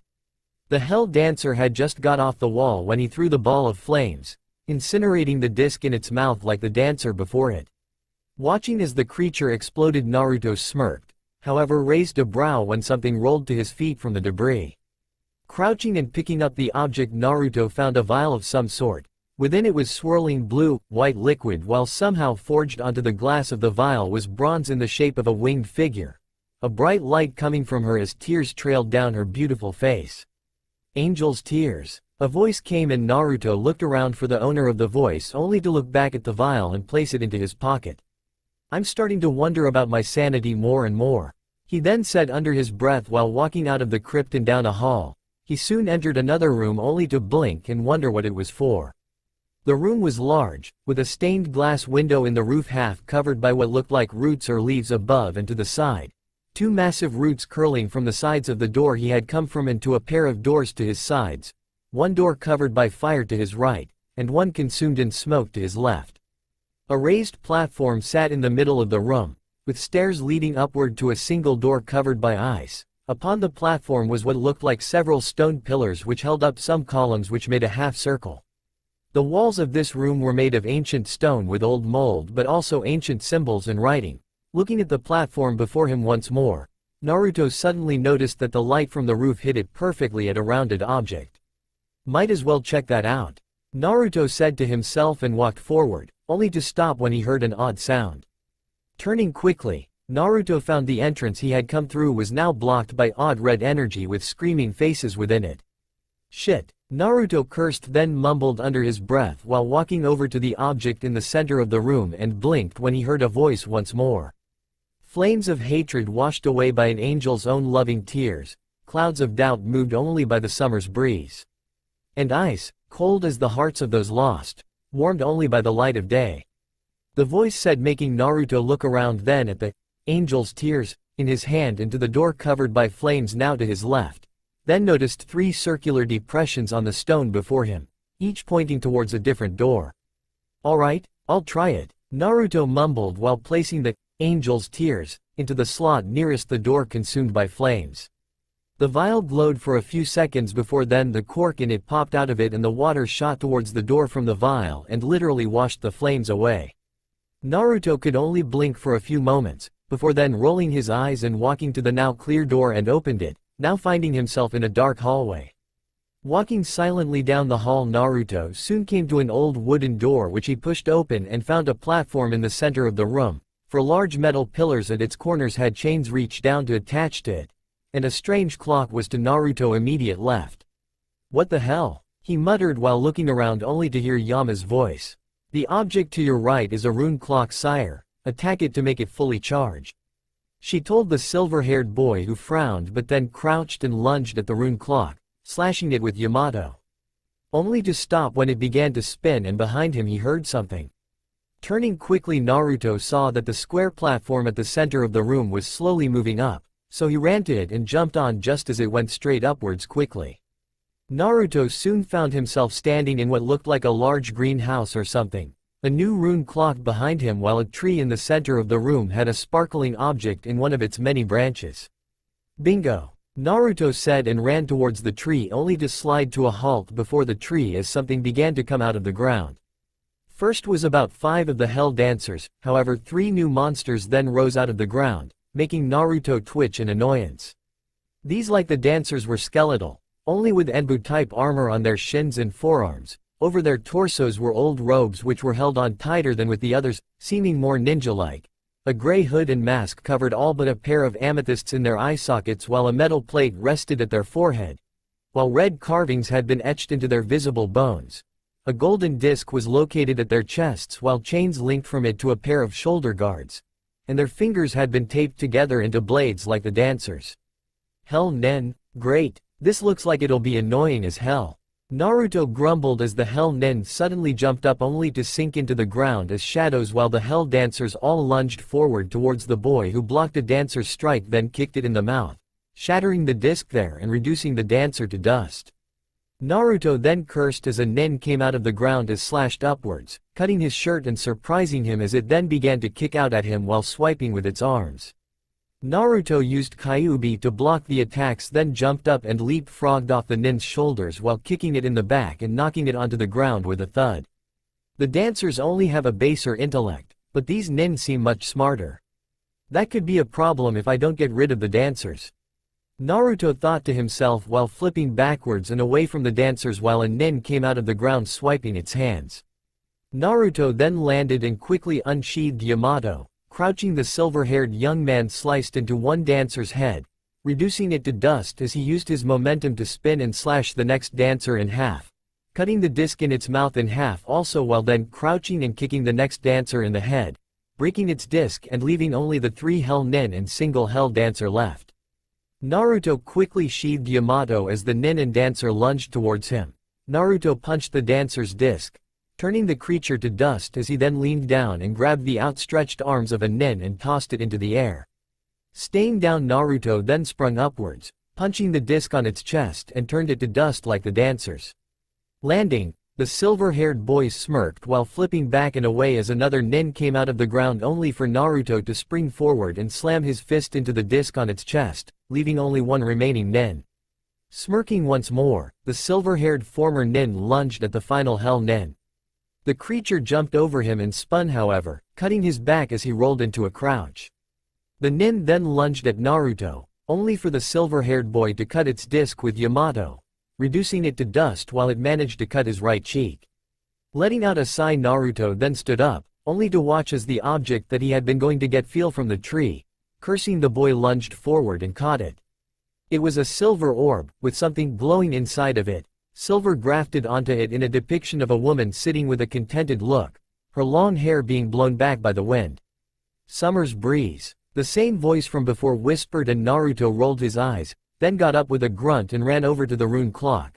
Activating it, the platform began lowering and Naruto went down with it, ran back down the hallway and to the circular object in the room, where he placed the Summer's breeze down at the spot pointing towards the smoke-covered door. Like before, the object began glowing, only now a brilliant wind spiraled from the orb, then circled the room, bringing the smoke with it and revealing the next door for the boy. Well, I guess I've only got one more to go, Naruto muttered while walking towards the door and walked into another hallway.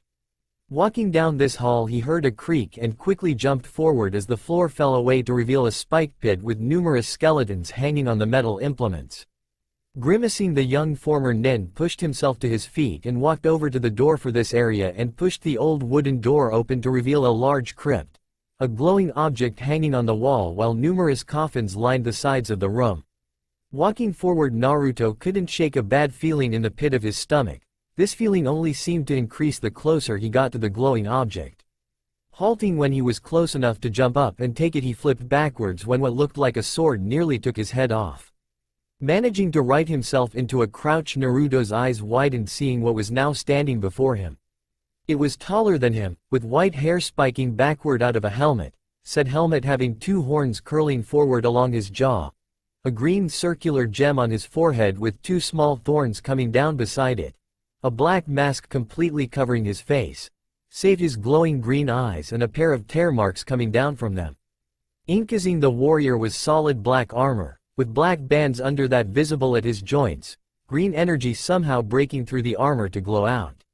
However, also on him was a white scarf, which curled around his right shoulder then spread out behind his left shoulder like a wing. A black feathered wing wrapped over the right side of his chest. A silver collar around his shoulders to protect his neck. A silver belt at his waist. A silver elbow pad on his right side with a silver band around his forearm and then his wrist. Instead of feet, this creature had what looked like cloven hooves, with silver knee pads that had a spike curling upwards, a pair of horns curling from them to point upwards, while a pair of thorns grew from his shoulder blades to point upwards. However, his left arm was even stranger than the rest of his body. Like the rest of him, it was solid black with clawed fingers, silver armor covering his elbow and curling back with a spike, unlike his right arm. However, thick dark gray plates lined his underarm. A green gem located at the back of his wrist had two spikes curling upwards, while three smaller spikes resided above the gem. While finishing the arm was a silver plate of armor at the back of his hand. "What took you so long? I expect a lot more from a son of Sparta," the creature questioned, then stated, surprising Naruto as the silver-haired young man slowly backed away from the creature. However, before he could turn to get out of dodge, he heard something and turned around only to groan, seeing those damn red barriers between him and freedom. "I take it I have to fight you if I want to leave?"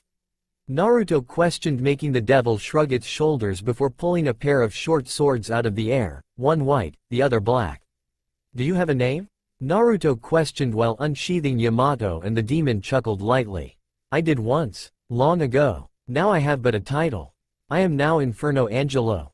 Hell's Angel," the black-armored warrior exclaimed while lunging at the silver-haired child and swinging both swords wildly. Naruto blocked with Yamato and one of Kyuubi's gauntlets, grunting when he was pushed back by the strength of the demonic warrior. Naruto growled as Inferno then laughed at the silver-haired teen, who then crouched and lunged forward, swinging Yamato, an energy distortion coming from it and slamming into Inferno, sending him flying back. "Who's laughing now?" Naruto growled out as Inferno actually laughed once more, then flipped back onto his feet. "Aw shit," Naruto then mumbled while looking down at Yamato and sheathed the sword quickly. Holding the weapon, he squeezed the hilt of the handle. Channeling some chakra, two swords appeared to hover beside him. Wondering about the floating swords once more, Naruto ignored it and ran towards Inferno, the swords circling the young man's body. Inferno saw this and chuckled in his throat as Naruto quickly unsheathed his sword while swinging it at the armored Hell Knight. Inferno pushed some of his own demonic power into his left arm, however, and held it up, a green shield forming between him and the silver-haired teen. The look on Naruto's face was priceless in Inferno's book, a confused look which he hadn't ever seen. Somehow, He was sure this was what Virgil would look like if he had ever been confused. Ignoring that thought however, Inferno punched the teen in the face, sending him flying back. Inferno then unfurled his wing from his right side. Letting it spread out, he used it to push him forward and grab Naruto before slamming him up against a wall. For one born with the power of Sparta, you truly disappoint me, Inferno said, then dropped Naruto to the ground and walked away from him, his swords vanishing as his one wing wrapped around his torso. Grow stronger, son of Sparta, become someone who can challenge me. For I must know the true limit to my abilities, Inferno said as he then snapped his fingers, vanishing in a plume of green flames while Naruto snarled. Flipping to his feet, Naruto cracked his neck before swinging Yamato, energy coming off the blade and ripping a coffin in half. Panting, the young Sparta felt his eyes heat up, but couldn't see that they had turned a furious red color. At that moment more Hell Nen and Hell Dancers appeared before the teen, who twitched. You fucking monsters have picked the wrong damn time to fuck with me, Naruto roared while lunging at the demons, swinging Yamato at them with furious eyes. Saiyan grinned. The young Sparta's anger was slowly getting the better of him already. I may not have told Inferno to do that, but it seems that his own inability to follow orders may have actually helped my plan. He thought to himself, then switched the view of his crystal to see Inferno walking around a Kumagakure, scaring numerous lesser demons into the path between Nibelheim. At least he's doing that right, the devil said mostly to himself while wondering why Inferno was becoming more and more troublesome to control. Mundus' control of him must already be fading. This could be a problem if he remembers who he really is, the devil thought with a frown while watching over Inferno with a pair of narrowed eyes. Back with Naruto, the boy sliced through the last of the Hell Nen with gritted teeth and panting breath. His hair had fallen down to shroud his face from all the blood of those weak demons. Reaching up, the silver-haired warrior quickly slicked back all but his bangs, leaving those to frame his eyes. Quickly looking around for more enemies, he was relieved to find there were no more. The teen then walked over to the glowing object on the wall and caught it as it fell. This one was an orb like the last and was white, with a golden graft on it, a woman sitting down with her arms crossed in an X, a contented smile on her lips. Light of day, that same voice from before said to the silver-haired boy, who looked at the object with a frown. Whatever the hell is in this place better be worth all this trouble. The teen muttered with a frown, then walked out of the room and back to the main room. Walking to the strange object in the center of the room, the boy put the last object into its awaiting slot. A beam of light passed through him at that moment, and then hit the ice on the door behind him, melting it and revealing a hidden door. Turning, the former Nen walked to the door and pushed it open. He found a simple darkened room, light shining down onto an object in the center. A strange formation of rocks behind the object made the illusion of a large eye. What the hell? Naruto said under his breath and walked over to the object and raised a brow seeing it. It was a simple katana, with a black blade that had a silver edge, no cross guard to speak of, while the handle was made of black lacquered wood and had two grooves on either side reaching from where the guard would be to just above the pommel. The pommel itself was also black, with 5 chain links dangling down from it. Naruto narrowed his eyes on the sword before slowly reaching out and took hold of its handle, his eyes widening as a flash of light came, forcing him to shut his eyes. It's about time you got here, a calm voice said from behind the former Nen, who turned to see a figure sitting in a lotus position. However, Naruto then looked around and found he and the figure were suddenly in a world made to be an endless white. Turning back to the figure, however, Naruto saw a man, with a green suit on and a black tie, his hands and face completely shrouded by bandages. Who are you? Naruto questioned, and the figure tilted his head up, and then slowly got to his feet. The person was thin, almost too thin to be a man, but his voice was decidedly male. At his side he held the sword Naruto had seen. Now however it was sheathed and he held it like Naruto usually carried Yamato. They call me Gilver, the man said simply while appearing to look towards Naruto, the boy in question raising a brow at the name. You have found my sword? The person said simply, an aristocratic tone to his voice, which made him seem like he was descended from royalty in some way. So what if I have? Naruto questioned, and Gilver chuckled in his throat. Then you'll have to defeat me if you wish to wield it. Gilver told the silver-haired boy before then lunging forward at unreal speed. Naruto couldn't even blink as he quickly unsheathed Yamato in order to stop the attack, yet was pushed back by the strength of his opponent as he did. "You're strong," Naruto grunted out, but Gilver wasn't paying attention. He simply moved his right leg and kicked out at Naruto, knocking him back onto his ass with little effort. "Yes, I know," the man said with a smug grin present in his voice, infuriating the young man before him. Naruto quickly got back to his feet, lunging at the other warrior and swinging Yamato wildly. The attack was sloppy, and Gilver effortlessly blocked every slash or stab, parrying and dodging as though he had been doing so all his life. It was almost like the other warrior knew how he was fighting, like he could somehow read his movements like the Uchiha. Was that even possible? Gilver blocked yet another of Naruto's sloppy slashes, then elbowed the boy in the face before grabbing the front of his shirt to bash his head into the boy's face. Blood trickled down from Naruto's nose, as the silver-haired young man grunted in pain. This man wasn't a man at all, he was something else altogether. Before the teen could even react, however, Gilver lashed out once more, kicking him in the face, then swinging his own sword, slashing him along the stomach. Naruto panted heavily, while Gilver didn't even seem to have been winded. The young Sparta gritted his teeth in anger as he lunged forward once more, squeezing Yamato's handle as three of the swords from before appeared spinning around him. Gilver tilted his head at this, then sidestepped a charge from Naruto, who then fired his swords towards the man by focusing on him. Gilver merely swung his own blade, shattering the objects before they could even come near him. Naruto looked at Gilver with a mix of awe and wonder as the man straightened up from his last attack on the boy. Shaking his head quickly, Naruto got back to his feet as well and glared at Gilver. The man halted, his hand hovering over his sword's handle upon seeing this look.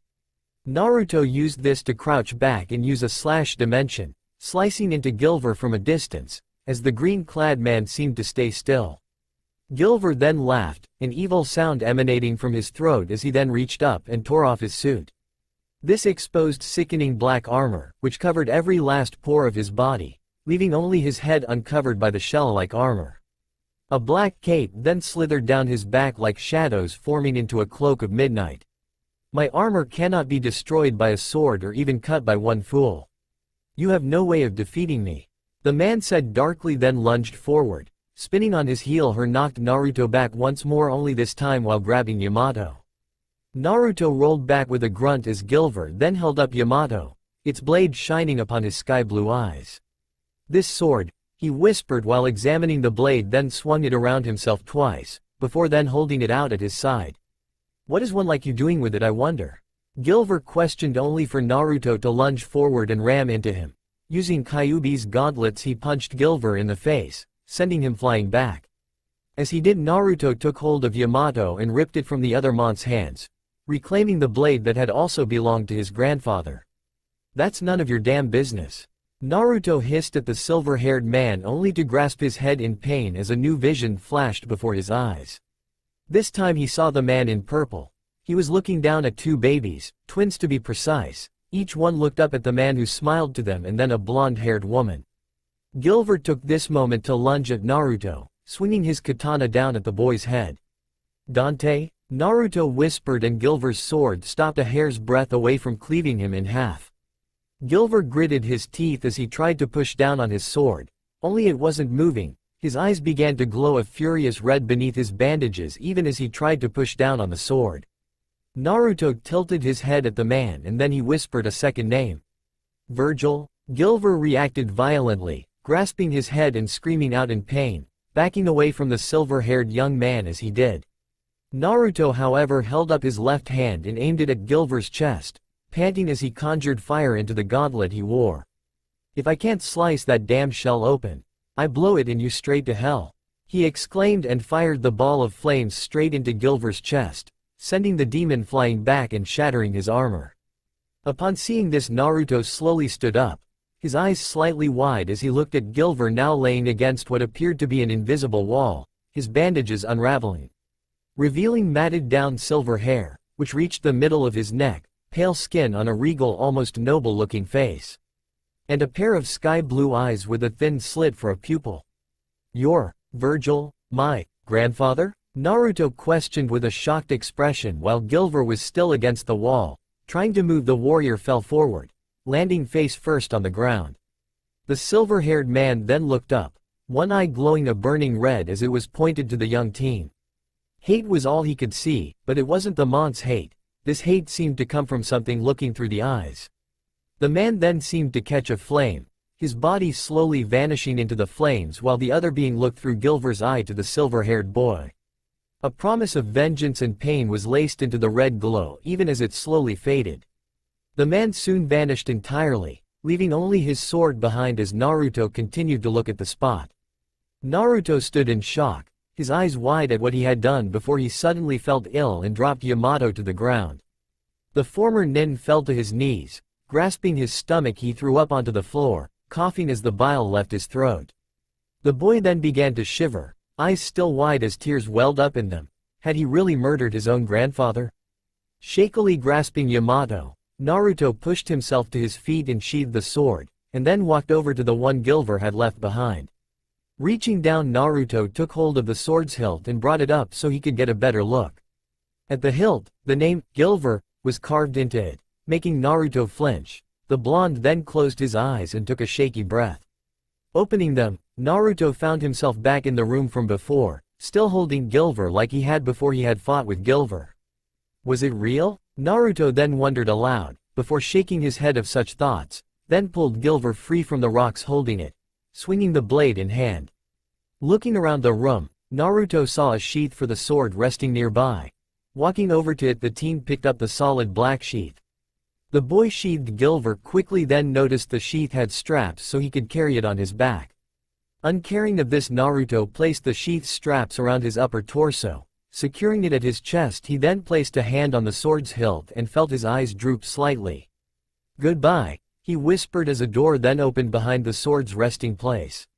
The silver-haired boy closed his eyes one last time, and then walked to the exit, leaving the memory of Gilver behind him.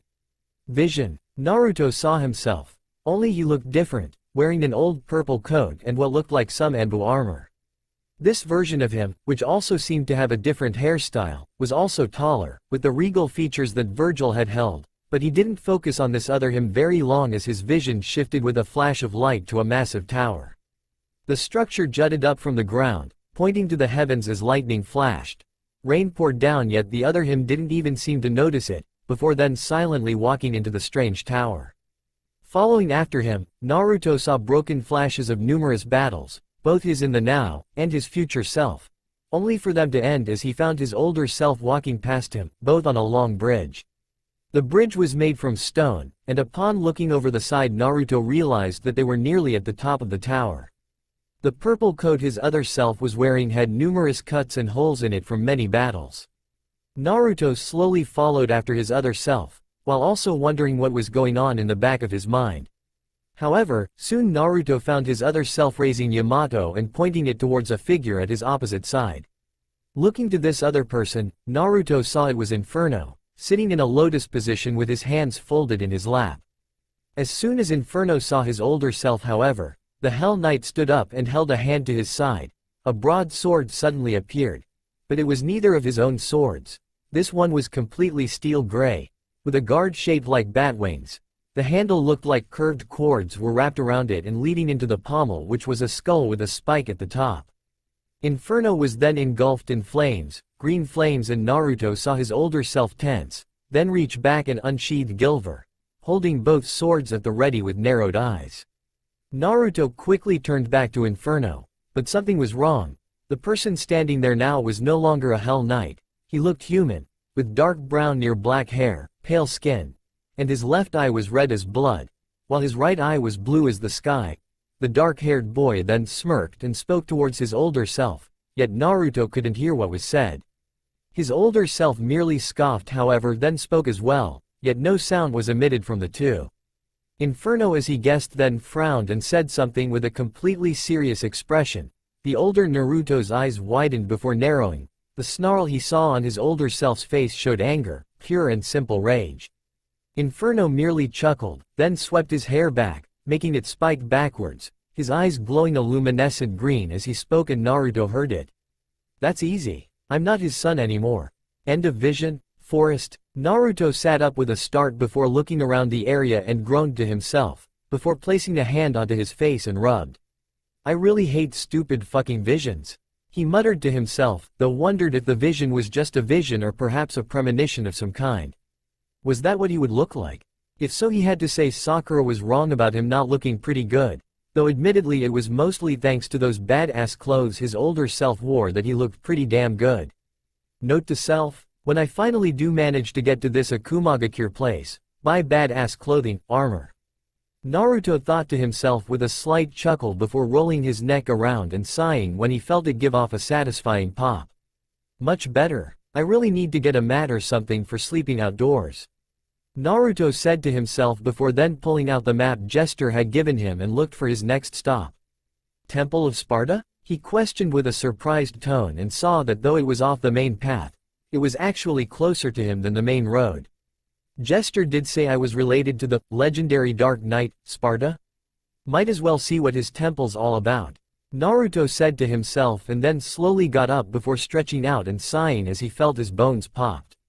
If sire wishes it, I could help you with that problem. Yama offered and Naruto frowned to himself. Why in the hell did she offer to help with his aching muscles yet never offered to tell him how to use Yamato properly? Sire, if you wish to grow stronger you should learn to wield Yamato on your own, not use my strength. Yama said simply and Naruto grunted, before then walking off towards Sparta's temple. The silver-haired nin was glad that the temple wasn't too far away, though was seriously annoyed by the fact that numerous hell dancers had seemed to enjoy bugging him on the way there. Once he found the temple he saw it was made of obsidian, with an old-fashioned almost Greek structure with two large double doors at the front, which had a strange symbol on it. The symbol was blood red and looked like a sword, with a crescent beside it, and a pair of curved horns at the top. Raising a brow Naruto walked up to the doors and pushed them open, revealing a dark room with a single torch in the center. Walking into this room, Naruto sighed as the door closed behind him. Why am I not surprised? The young warrior wondered to himself then looked around, grunting as only a statue in the center of the room was visible. However, upon looking at the statue, Naruto felt his eyes widen slightly in shock. It was a kneeling warrior with a broad sword pointed down towards the ground, his eyes closed. He wore a long tattered coat, with battle armor synced over it with a horned skull amulet around his neck.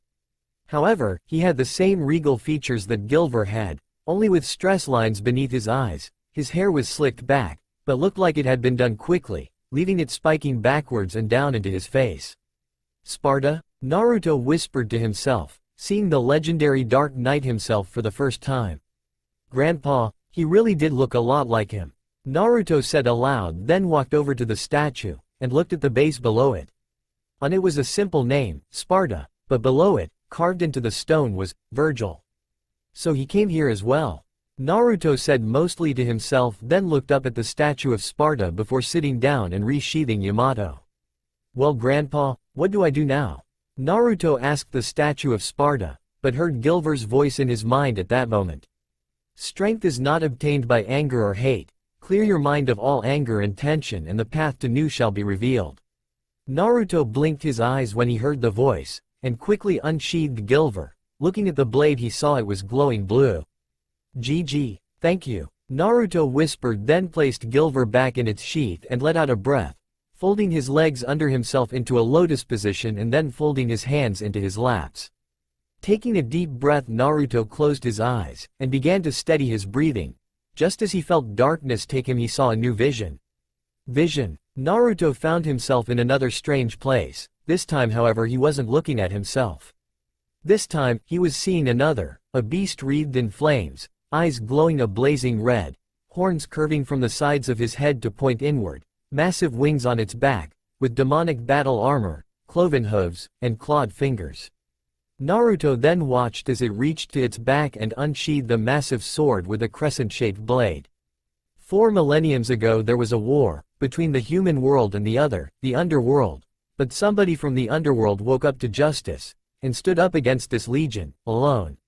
Naruto heard a voice, old and powerful, as then the warrior bathed in flames moved, began swinging his sword in intricate arcs and swings around his body. With his sword, He shut the portal to the demonic realm and sealed the evil entities off from our human world. But since he was a demon himself, his power was also trapped on the other side. The warrior quickly made a spinning motion with his blade, twirling it around his body easily as though the weapon weighed little to nothing. His name was Sparta. Later he quietly reigned over the human world, and continued to preserve harmony until his death. Naruto's eyes widened in realization when the being before him jumped into a spinning kick, swinging its massive sword around, then landing on the ground with the sword still in hand. This was Sparta. He became a legend, the legendary Dark Knight, Sparta. Naruto watched as Sparta swung his sword upward, then brought it down only to slowly lower it to point towards the young man, its crimson eyes burning holes into his very being. End vision. Temple of Sparta. With that, Naruto's eyes opened wide and he began to pant heavily. Okay, I don't know how that was supposed to help, Naruto muttered, then looked up and saw a beam of light. Turning around he saw it was from the moon. A small hole in the front of the temple was filtering it into the room, where the light then hit Sparta. Upon the light hitting his eyes, the statue of Sparta began to glow a bright blue before a wave flew from it and covered everything, blinding Naruto for a few moments. Upon opening his eyes, Naruto felt them widen. The area around him was made of marble with polished pristine floors even after so many millennia. Standing, Naruto saw 3 large torches were now lit besides the one in the center. 2 at the door, and 1 more at the back of the room lit the entire room, bathing it with a strange glow as the light reflected off the floor and all around him. Incredible, Naruto whispered, then looked up to the roof, seeing a picture made there to resemble Sparta's demonic form, holding his sword pointing downward with only his eyes glowing through the flames. If nothing else, I at least can honestly say that when someone makes a temple to my great-grandfather, they spare no expense. Naruto muttered, then walked around the room and noticed a staircase at the back of Sparta. Humph, in the shadow of the dark night, he muttered before walking down the staircase, noticing the black obsidian was used here for its construction, at least until he came to an odd door. Abandon all hope, ye who enter here. Naruto read before raising a brow and frowning. Why do I have a very bad feeling about this door? Naruto muttered before walking to the door and placing a hand on it. However, Naruto backed up as the door then slid down into the ground, revealing a more cave-like path with torches on the sides of the wall to light the way. Well, I've come this far, Naruto muttered under his breath before walking down the path of the old stone passage, groaning in his throat when he heard the door seal shut behind him.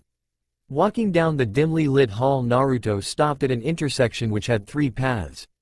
Many paths lay before you, yet only one shall lead to the truth. A deep demonic voice echoed across the cavernous hall and Naruto frowned. Looking at the 3 different paths, he noted one had blue flames, another red, and the third purple. Alright then, Dante wore red, grandfather wore blue, my future self wore purple, so. With that, Naruto went down the middle path, leaving the thoughts of what was down the other 2 behind him as well.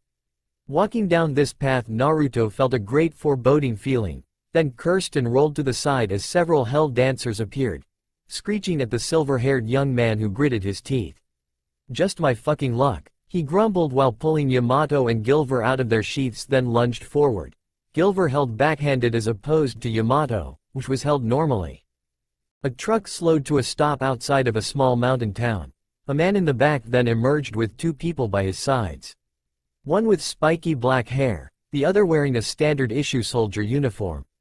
This is Nibelheim? The first man, who had long flowing silver hair and a black cloak on, questioned, and the man in the soldier uniform nodded his head mutely. Wow, I'm surprised we actually made it. I thought those lesser demons were going to keep us back until doomsday. The black-haired man said while rubbing one shoulder and rolling the arm around in its socket. The silver-haired man shrugged at that before walking off to the town. Let's GTO meet with our guide. The sooner we check the reactor, the sooner we can return to Midgar. The man stated with a frown, and the black-haired man nodded, motioning for the soldier units with them to fan out, and then looked at 3 of them and nodded for them to follow after him and their commanding officer. The group walked into the small village, only for the silver-haired man to stop suddenly. You okay, Sephiroth? The black-haired man questioned of his friend, and Sephiroth narrowed his eyes to the distance. Yes, I just felt something. With that, Sephiroth walked off towards the reactor for Nibelheim, his team following after him as they went to find their guide. None of them noticing a familiar pair of bi-colored eyes watching them from a nearby tree. Man, what a dunce, the old hide in the tree bit actually fooled him. Inferno said with a chuckle before then looking in the direction Sephiroth had and grinned slightly to himself. The kid feels more powerful already, good. Sooner he gets up to speed the sooner I can finally test myself against him. Inferno said, then snapped his fingers and vanished into a swirl of green flames. Temple of Sparta, if I never see another of those damn things, it'll be too soon. Naruto grumbled while sheathing his sword, then walked further down the path to a door. Pushing the door open, Naruto found a large white room with nothing inside save for a spiral of flames reaching up to the mirror-like ceiling. Why'd I have a bad feeling about this? The silver-haired young man wondered with a frown as the flames then dispersed to reveal a new demon. This one, like the Hell Dancers, was an 8-foot-tall skeleton, however this one was floating off the ground. Its bones were all a near black color with numerous demonic runes and seals carved into them. All of the runes glowing a demonic green. A pair of emeralds rested in its empty sockets in the place of eyes while its canines were elongated fangs. However, on its brow was a third eye socket with a glowing red ruby centered into it. It wore a long black cloak that had silver embroidery, old white wrappings around her forearms and shins, a large silver gate hanging behind it. Oh shit, Naruto said as the creature then crossed its arms over its chest and floated up further into the air. It then fell back to the ground and spun on one heel, the gate hovering behind it opening up and shooting something out. What came out were totally obsidian-colored, with almost shadow-like bodies, the only things visible being claws, tails, and some form of horns. I hate my life, Naruto muttered as he then unsheathed both Yamato and Gilver, holding the shorter blade backwards in his left hand. Come on, Naruto then said and lunged into the fray, swinging Yamato and cutting one of the shadowy creatures in half. However, the creature then came back together, surprising the boy as it then lunged at him, swinging its talons at him. The boy quickly blocked this attack, then knocked the Hell Shadow back by hitting it with the pommel of Gilver, then rolled out of the way as the first creature used its large round gate as some form of massive weapon. As the gate-like thing went back to the first creature, a Hellraiser, Naruto decided would be an appropriate title. The gate's individual sections all unlocked, revealing golden blades which came out of it in a buzzsaw-like shape. Why me? Naruto then questioned as he quickly ducked out of the way of some of the shadows, then kicked on in the face while stabbing another. Grunting as the hole left behind merely sealed shut. One of the shadows was then hit with green energy and Naruto turned to see the razor had focused the energy and was sending it into the shadow. As it did, the shadow suddenly grew, its body formed into a hooded cloak, and he saw a sickle form as well as blood-colored eyes. The now sickle-wielding shadow then lunged forward, absorbing the other hell shadows along the way and swung its sickle down at Naruto. The silver-haired boy rolled under the attack, however, and swung his two swords, connecting with its sickle, only to shout out in pain as the razor used its saw gate to cut into his right shoulder. Gritting his teeth, Naruto then pushed the shadow back and rolled over to the side as the razor swung its large gate once more. The boy then cursed as the shadow moved as quick as lightning, swinging its massive sickle at him wildly. Growling angrily, the silver-haired boy used Gilver to block one of the shadow's strikes, only to flip Yamato and nail it in the stomach with the pommel of the hilt. Acting quickly, Naruto then lunged forward, swinging both Yamato and Gilver wildly, slicing the hell shadow into pieces. Sliding to a halt a few feet away from the shadow, Naruto watched as it split, only to gape as it then reformed into the numerous smaller hell shadows that it had started out as, all snarling and lunging at him. Gritting his teeth, Naruto looked for the razor among them, and then set off towards it when he finally saw it, only to curse as it then brought its ring-like gate around its body and began to spin, pulling everything around it straight towards its hurricane-like attack. Naruto quickly stuck Yamato into the ground to stop himself from flying back into the demon, then kicked a shadow that tried to hang onto him as they all flew into the black hurricane. Soon this ended and Naruto fell to the ground, then turned his head and saw that the shadows were now disappearing completely. Narrowing his eyes, Naruto watched as the Hellraiser groaned loudly, then floated into the air and left its gate on the ground, only to uncross its arms, making the gate raise up with green fire surrounding it as it began to spin, forming into a flaming green wheel. Ah shit. Naruto groaned out as the Hellraiser then tossed its gate towards him, and he then crouched and placed Gilver and Yamato before his body. The young half-devil quickly blocked the attack with his two swords, but was then sent flying back and grunting in pain. Note to self: buy a shield of some kind. The silver-haired former nin grunted under his breath, then looked up towards the razor as it then manipulated its gate in the air with its arms. Why is it every damn time I leave Konoha something crazy like this happens? Naruto wondered to himself as he then ducked when that spinning gate nearly took his head off. Rolling to the side as it came back at him, Naruto felt anger start to boil in his body. The necklace from Tsunade suddenly began to glow a bright green color. At this, violet flames surrounded the silver-haired boy who gritted his teeth. The Hellraiser simply watched at this, looking towards Naruto with a confused air to it. However, this only lasted for a mere second as the demon then spun its gate around its body, then sent it shooting towards the silver-haired half-devil. However, Naruto flipped to the side, avoiding the gate once more, his eyes now glowing a bright red with his sclera turning black. While this happened, his canines and fingernails began to lengthen while a red gem began to grow on his brow. However, this time as the black veins, cracks began to snake their way over his suddenly pale skin and the whisker marks he had had since birth vanished, the shadows around Naruto suddenly crawled up his back, then slowly formed into a pair of large, bat-like wings, and a pair of violet insectoid wings shot out from under those. Rolling his head side to side, the young half-breed then stood to his full height, sheathing Yamato as he did. The young man then held Gilver in his right hand, still in a reverse grip, and subconsciously channeled power to the sword. The change was instant as the blade split apart, revealing glowing violet energy inside of it, while at the same time the flames surrounding Naruto vanished, now becoming a ghostly shimmer. The young man felt power coursing through him once more, power unlike anything he had ever felt before, as he then shot towards the razor only for its gate to come at him. Thinking quickly, Naruto beat his wings and was raised into the air above the gate, then dive-bombed towards the Hellraiser just as quickly. However, the razor then swung its gate into Naruto, seemingly cutting him half, only for the Naruto to shimmer before vanishing, and a new one appeared before the Hellraiser, which moved to swing its gate only for him to swing Gilver, slicing into the demon and separating the top and bottom half of the demon while simultaneously sheathing the katana at his back. Afterimage, Naruto whispered in a deep metallic version of his normal voice, somehow knowing that was what he had just used, and then looked at his hands, then over his shoulders to his wings. What's happening to me? The former nin questioned as the wings folded in at his shoulders, now looking like a long tattered cape.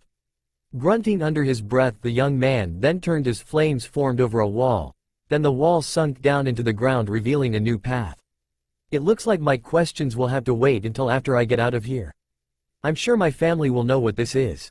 At least, I hope so. Naruto whispered to himself at the end before walking over to the new path. He walked down a long dark hallway. Soon he came to an opening and found a sight that made his demonic eyes widen. Before him was a vast series of doors and caverns, with flames of multiple colors in every direction he could see. Before him, however, was a statue of a demonic knight in battle armor, with curved horns, cloven hooves in place of feet, and his wings. Sparta? Naruto whispered and walked over to the statue. A verse was written at the base of the statue. There are many paths before you. Many will lead to wealth and riches, others to death and despair, but only one shall lead you to your destiny. Naruto decided, then looked around and let out a sigh.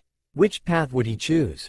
Naruto stood before the numerous paths and halls of this subterranean world, looking for something that seemed like a clue or something. Unfortunately, the former blonde had yet to revert from his demonic appearance as of yet, and was becoming increasingly worried he might be stuck looking as he did forever at this rate. Looking around, he noticed that in front of the paths was a platform. On the platform were 4 large square holes of some form, with bright lights flying upwards out of them. Looking upwards, Naruto saw several bridges with square blocks on them. The former blonde pursed his lips at this. I supposed I'm supposed to move those blocks into these holes as a way to prevent the light from escaping. Naruto mused, then looked to the sides of the walls. He then noticed several more holes. Only these didn't have lights coming out of them. Or am I supposed to fill those? Naruto wondered while clicking his tongue. To fight in darkness or travel through light? Frankly, I'd rather be able to see. Naruto said mostly to himself, not too fond of the idea of nearly blinding himself if he sealed those holes in the ground. Walking down to the platform, Naruto looked up at the bridges and noticed that they had several holes in the bottom of them, small enough for a person to jump over, but large enough to drop those blocks. Looking to his side, Naruto walked over to a doorway and walked up it, heading upwards on a narrow stairway with eerie torches lighting his way towards the top. Frowning slightly, the boy reached the top, before slapping his face upon remembering he now had wings. What kind of fool am I? He questioned, then shook his head. Those would at least make getting down easier, and he'd have to see if he could actually fly or if it was just gliding when he got back to the ground. Rushing forward, Naruto jumped over the hole in this first bridge and ran over to the first of the stone blocks. These blocks weren't simple, however. On this stone was a battle depicted, showing Sparta deflecting a beam of energy from what looked like an angel and making it point right back at him. However, on the top was a series of circles, and written on the blank side was a note. Illuminate the old path, to see your journey born anew. Raising a brow, Naruto decided he'd figure that out later and got behind the heavy stone block. The silver-haired child grunted while pushing the heavy stone block towards the hole in the bridge, before then growling and placing one foot on it, then kicked it forward and into the hole, making it fall down. Turning to look down, Naruto cursed upon seeing the block land in one of the holes, only to raise a brow at what happened next. The circles on the top of the stone seemed to fold out, forming a pole, while a strange device sat on the top. A mirror was placed at an angle on the top of the pole, shining the light from below it into a single beam. At that moment, a pole extended from the side of the pole, making it look like a turnstile of some form. Alright, so you don't put them in the dark holes? I've been wrong before, Naruto said to himself with a shrug before turning and looking up towards the next bridge, then down to a different, lower bridge, and made up his mind. I'll see if I can fly with these things now. Can't have myself being destroyed because of them later after all. He said to himself once more while stretching his wings, then jumped from the first bridge and glided through the air. He flapped his wings once and got a little higher up, but decided they were better for gliding for the time being, especially seeing as he couldn't seem to get his insectoid wings to do anything. Landing, the teen looked to his side to the next stone block and then began pushing it as he did the last one, before then kicking it off to the side, making it fall through the next hole and down below. Looking down, Naruto then jumped and used his new wings to slow his descent, soon landing and chuckling to himself.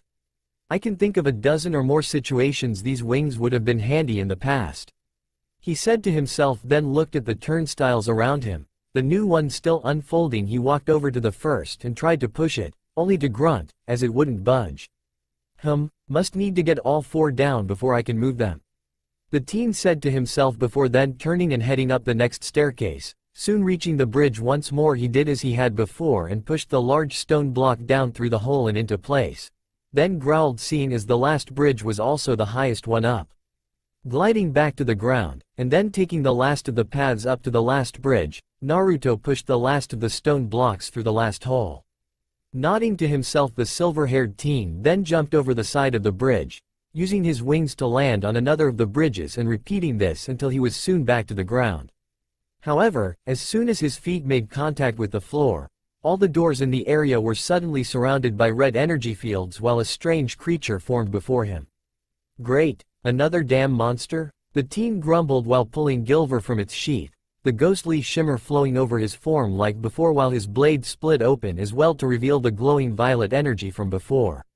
Standing confidently, Naruto watched as the creature finally took shape. However, this monster didn't look as weak as the others he'd had to deal with thus far. This one was bigger than he was, yet crouched down, which still made it taller than him. It was lizard-like with obsidian-colored skin, red eyes which were thin slits. Its muzzle was slightly more pointed, however, its lips barely covering its fanged teeth, with its horns curved from the sides of its head along its jaw. Its feet had 3 talons in place of toes, while its scales seemed thick, almost like armor, and its long ridged tail reached at the least 4 feet long with a sharp blade at the end. Its right arm was a large blade of some form, curving upward with red and black flesh forming into it. Over its left arm was a silver shield of some form which was circular in shape. The only normal hand it had, however, was a claw with 3 talons, giving it an even more deformed look. It wore armor however, a strange silver helmet was over its head, with a sharp blade pointing backwards on the top of it. A visor covering its eyes even though the glow from them escaped the slits in it. Over its shoulders were thick plates of scales, forming into what were obviously shoulder guards. A red scarf was wrapped around its neck and hanging down between the numerous spikes on its back, while an obsidian breastplate was strapped over its chest with thick leather straps and a silver collar of some kind around its neck. A red design like a demonic skull on the front of the breastplate. A pair of silver skulls adorned each of its knees, having a single horn on each pointing outwards on them. "Oh shit," Naruto muttered to himself upon seeing the creature, only for his eyes to widen as two more then flipped up, seemingly out of nothing.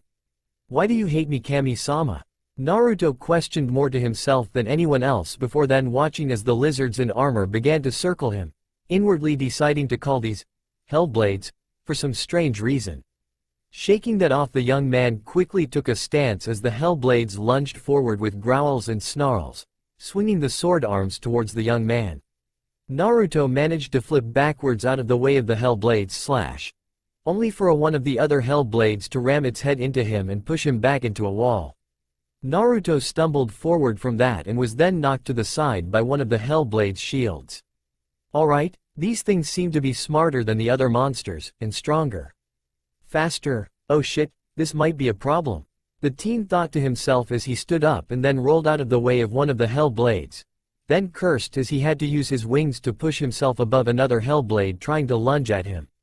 Floating up above, Naruto quickly vanished, using the afterimage ability Gilver granted him just as one of the other Hellblades tried to slice him into pieces and appeared behind a Hellblade. The teen then quickly spun, slashing with Gilver towards the Hellblade, only for the devil to block with its shield. It then spun on its heel, and slashed Naruto at the stomach, before then punching the silver-haired teen, sending him skidding back only to gasp in pain. Quickly getting back to his feet, Naruto cursed and lunged forwards, jumping over the Hellblades as they all try to stab. However, this has a fortunate side effect of making the Hellblades' swords get stuck in the wall, leaving them open for attack. Smirking, Naruto crouched, then lunged forwards and jumped up into the air, then brought Gilver down, digging it through the middle Hellblade's helmet and skull, killing the demon as a shower of blood sprayed out, matting the teen's hair down to his head, while it then began to melt away. Flipping off the body, Naruto was just in time to see the other two Hellblades get their sword arms out of the wall and turn to snarl at him angrily. "Come on," Naruto said with a smirking and a slight gesture of his hand, angering the Hellblades further as they lunged at the smirking teen. However, Naruto then crouched and channeled chakra to his blade, then lunged forwards, the afterimages following him towards the Hellblades. The two beasts slashed at the afterimages just as Naruto appeared behind them, sheathing Gilver as he then focused his chakra into Kyuubi. "Rising sun," he suddenly exclaimed as he lunged forwards, kicking the Hellblade one then twice, bringing them both up into the air. "Starfall," the teen then exclaimed as he used a downward angled aerial kick to knock the Hellblade skidding back along the ground. Upon landing, Naruto then looked to his side as the other Hellblade came lunging at him, only for purple flames to gather around the body of the now grinning silver-haired half-devil. "Come on, make my day," he suddenly exclaimed as he used a sideways roundhouse kick to knock the Hellblade off balance, then ran towards it and smirked. "Lunar phase," he shouted as he then spun up into the air several times, kicking the Hellblade as he went, before ending it with a powerful axe kick, which knocked the demon into the ground with a massive explosion. Landing on all fours, Naruto looked to see the Hellblade hadn't survived that last attack and was now melting away like the last one had. However, before he could even think to celebrate, the blonde-haired boy shouted in pain as the last Hellblade managed to cut him along the back. Note to self, make sure not to lose track of the enemies in the future or I'm going to lose my head. The teen thought to himself, then flipped backwards, away from the demon and grinned, unsheathing Yamato and holding the blade just under his eyes.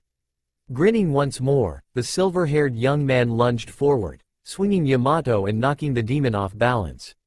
The teen then spun on one heel and landed a backhanded punch to the creature, sending it tumbling to the side as Naruto then crouched back, holding Yamato at his side while channeling chakra to it. "Judgment cut," Naruto said darkly as the Hellblade got up and he swung the sword, a distortion in the air was the only warning before a sphere of energy appeared around the Hellblade. Just before Naruto spun his sword in hand then sheathed it, making a click at the end as the Hellblade fell into pieces with a spray of blood and gore. Well, I suppose that wasn't as bad as I originally thought. Naruto then said as he reached up and swept his hair back, blood flying from it as he then walked over to one of the turnstiles before him. Looking around, the teen frowned while wondering where he was supposed to turn it, so sighing, he decided to see how far he could turn it and leave it at that. Stretching his limbs, Naruto quickly walked over to the first turnstile and then began to push it, grunting as he did so, and the beam of light traveled, soon ending on one of the darkened doors. What the hell? The boy questioned, then walked over to the newly revealed door. On it was some kind of face. Its mouth was wide open and it looked like something needed to be placed inside of it. However, the part on it was broken into 3 depressions, meaning it needed 3 objects to work. Frowning, Naruto went to the next turnstile and pushed it, soon revealing another door. Upon revealing this one, Naruto walked over to it and walked into this door. He found himself in a strange place. Before him was a version of himself, minus the wings and demonic appearance, dressed in all white with Gilver on his back but without any of his other weapons. Let me guess, I have to fight you or something? Naruto questioned, and the other him shook his head. No. Too cliché, I am just here to show you your true destiny. The white version of the silver-haired young man said with a slight boy, then walked to a window and turned back to Naruto. Take a look inside, if you dare, he said, and Naruto walked forward, then looked at the mirror before then seeing something appear in it. It was a figure in a purple coat, one that the boy recognized as his older self from before. The man was standing before a burning village. His eyes were focused, however, focused on a creature floating over the city, its eyes glaring down on the city. However, his older self soon turned from this scene and walked over to a hill, where numerous tents and sleeping bags rested. The older silver-haired man soon entered a specific tent and got out a small book. Konoha? What the hell? Naruto wondered as the scene vanished, and the silver-haired boy looked over towards the other him, only to see a red stone now lying on the ground. Walking over to the stone, Naruto picked it up and looked into its depths, seeing the scene in the mirror being replayed.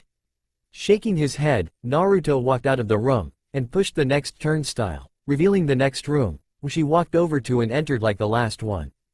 Unlike the last room, the person within wasn't Naruto. No, he was taken aback upon seeing someone wearing a purple coat with gold trim, purple pants, black dress shoes, and white gloves, Yamato in his left hand sheathed. However, when the man turned, Naruto took a step back, his eyes going wide. He wore a white turtleneck shirt, with a red vest, a strange necklace around his neck with a skull pendant and a familiar gold amulet above it. His face, however, was that of Gilver, with blood-red eyes, gray skin, and dark marks covering his features, his hair swept back like Naruto's own was. "No," Naruto whispered upon seeing his grandfather once more, this time more clearly possessed than he had been before. However, this man merely took a step to the side, revealing an obsidian mirror, with silver trim, which he then motioned to with his right hand. Naruto looked to the man for a few moments, before nodding his head and walking over to this mirror, inwardly dreading what lay within it. What he saw was frightening. He saw a silver-haired man he had never seen before fighting against someone in armor like Inferno, only different. The two fought, as fierce as the most bitter of enemies, blades singing through the air and sparking as they came together. Soon, however, the silver-haired man managed to break the helmet mask off of the armored being, making Naruto's eyes widen. It was him, or rather, his older self. Like the Virgil beside him, his skin was a pale gray. His eyes were a burning red, while strange purple marks rose over his revealed skin, his face in a blank expression. Quickly turning to the person who looked like his grandpa, he was sad to see a violet gem, and it was the same scene from before, playing over and over again. Naruto shook his head, and placed this gem into one of his pockets before walking out of the room and heading over to the last turnstile, quickly moving it to reveal the last of the doors, and rushed over to it, only to get a surprise upon seeing his older self waiting for him, only now dressed in blue instead of purple. "Do I even want to know?" Naruto questioned, and his older self opened a single eye, looked at him, and then nudged to the mirror beside him, this one having a silver mirror with a gold frame. Grunting once, Naruto walked over to what he hoped was the final mirror. He really couldn't take seeing another scene from his future, and the last two weren't all that good after all. Within he saw himself older yet again, only this time he was fighting against someone dressed in black with long flowing silver hair. And a katana with the longest blade that Naruto had ever seen in his life. The two of them were moving like lightning, the man in black and Naruto matching one another slash for slash and injury for injury. However, the older Naruto then was surrounded by a purple field, which then lowered to reveal him in a more demonic form.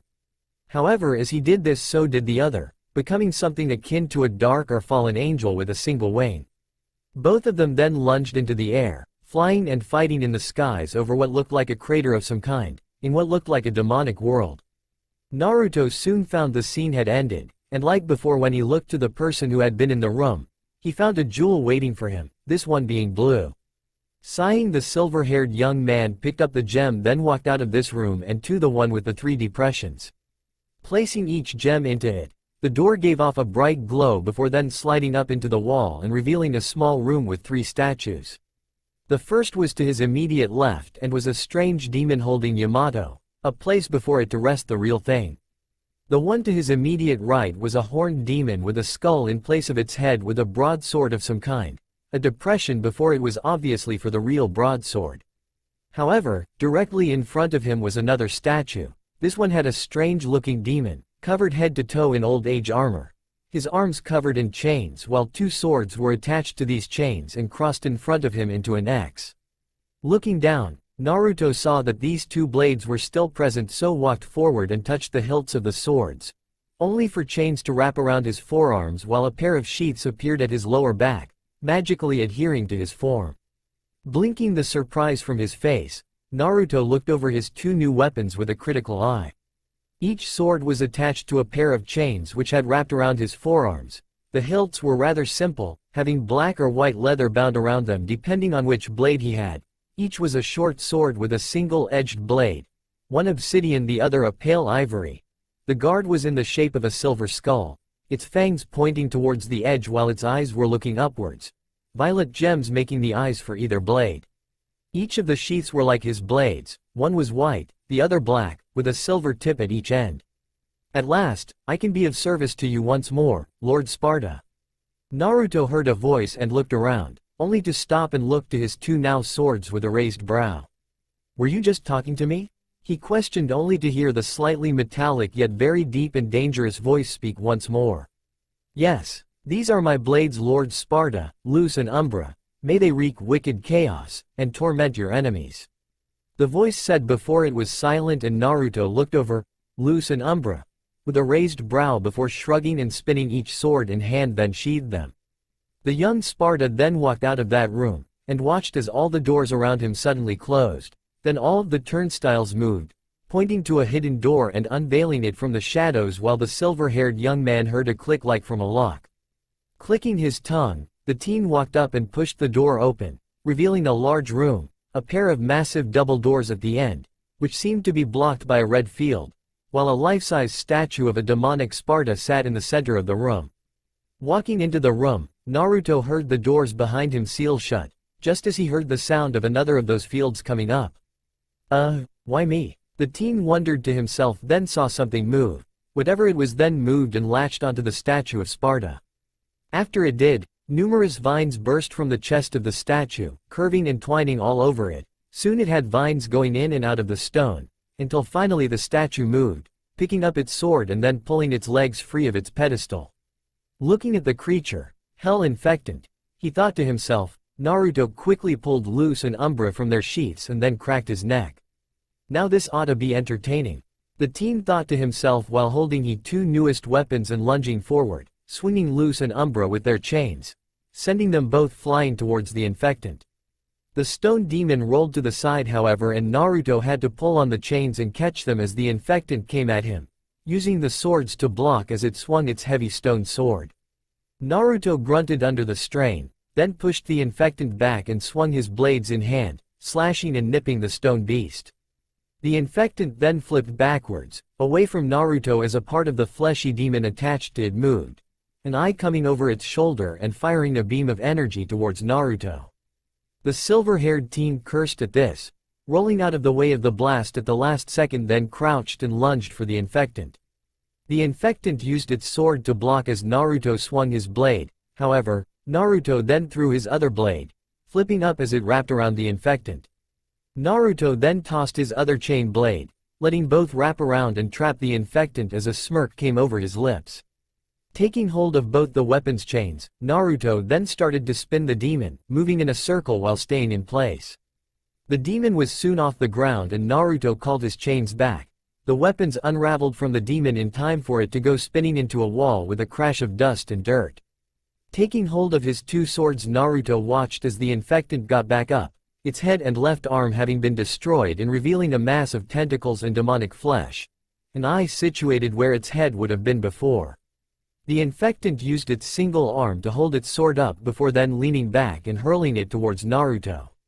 The teen cursed to himself and ducked out of the way of the heavy stone sword, only for it to shatter on the ground next to him, the infectant screeching as it did.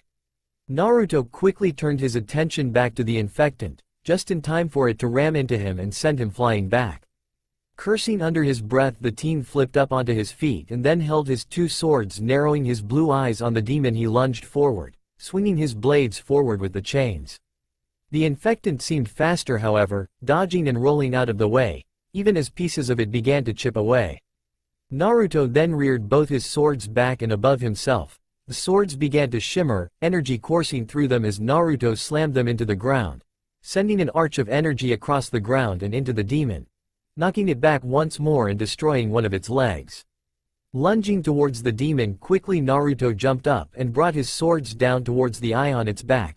The infectant's stone arm came up to try and hold back this, only for Naruto to knock it away and stab the eye, hearing a loud shriek of pain as blood gushed from the creature. Backing away from it, he watched as the statue exploded into pieces, allowing the boy to give a sigh of relief.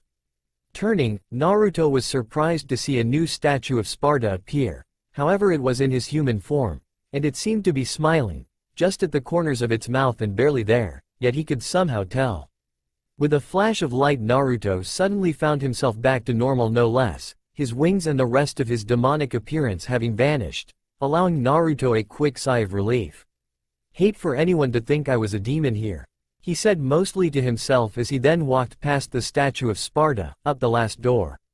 The red field before this door then shattered, and Naruto pushed the heavy double doors open, revealing the other side of the mountains, and below he saw a tiny-looking town.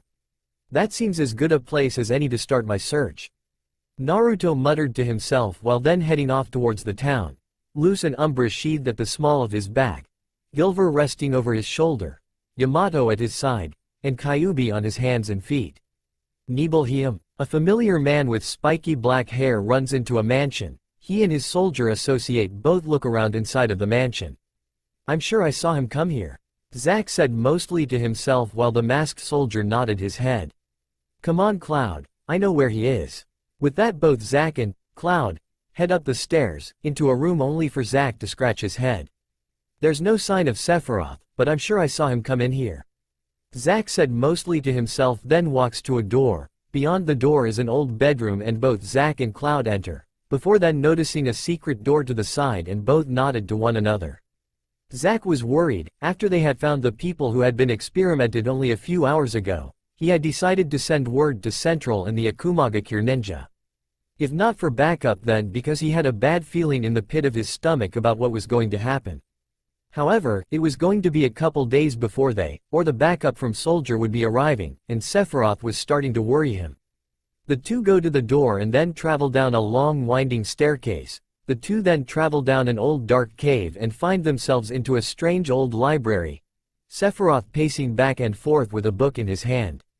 An organism that was apparently dead was found in a 2,000-year-old geological stratum. Sephiroth said to himself, not noticing the two watching him. Professor Gast named that organism Genova. That's all for now. If you want to see next part, then please like this video and subscribe my channel. Thank you.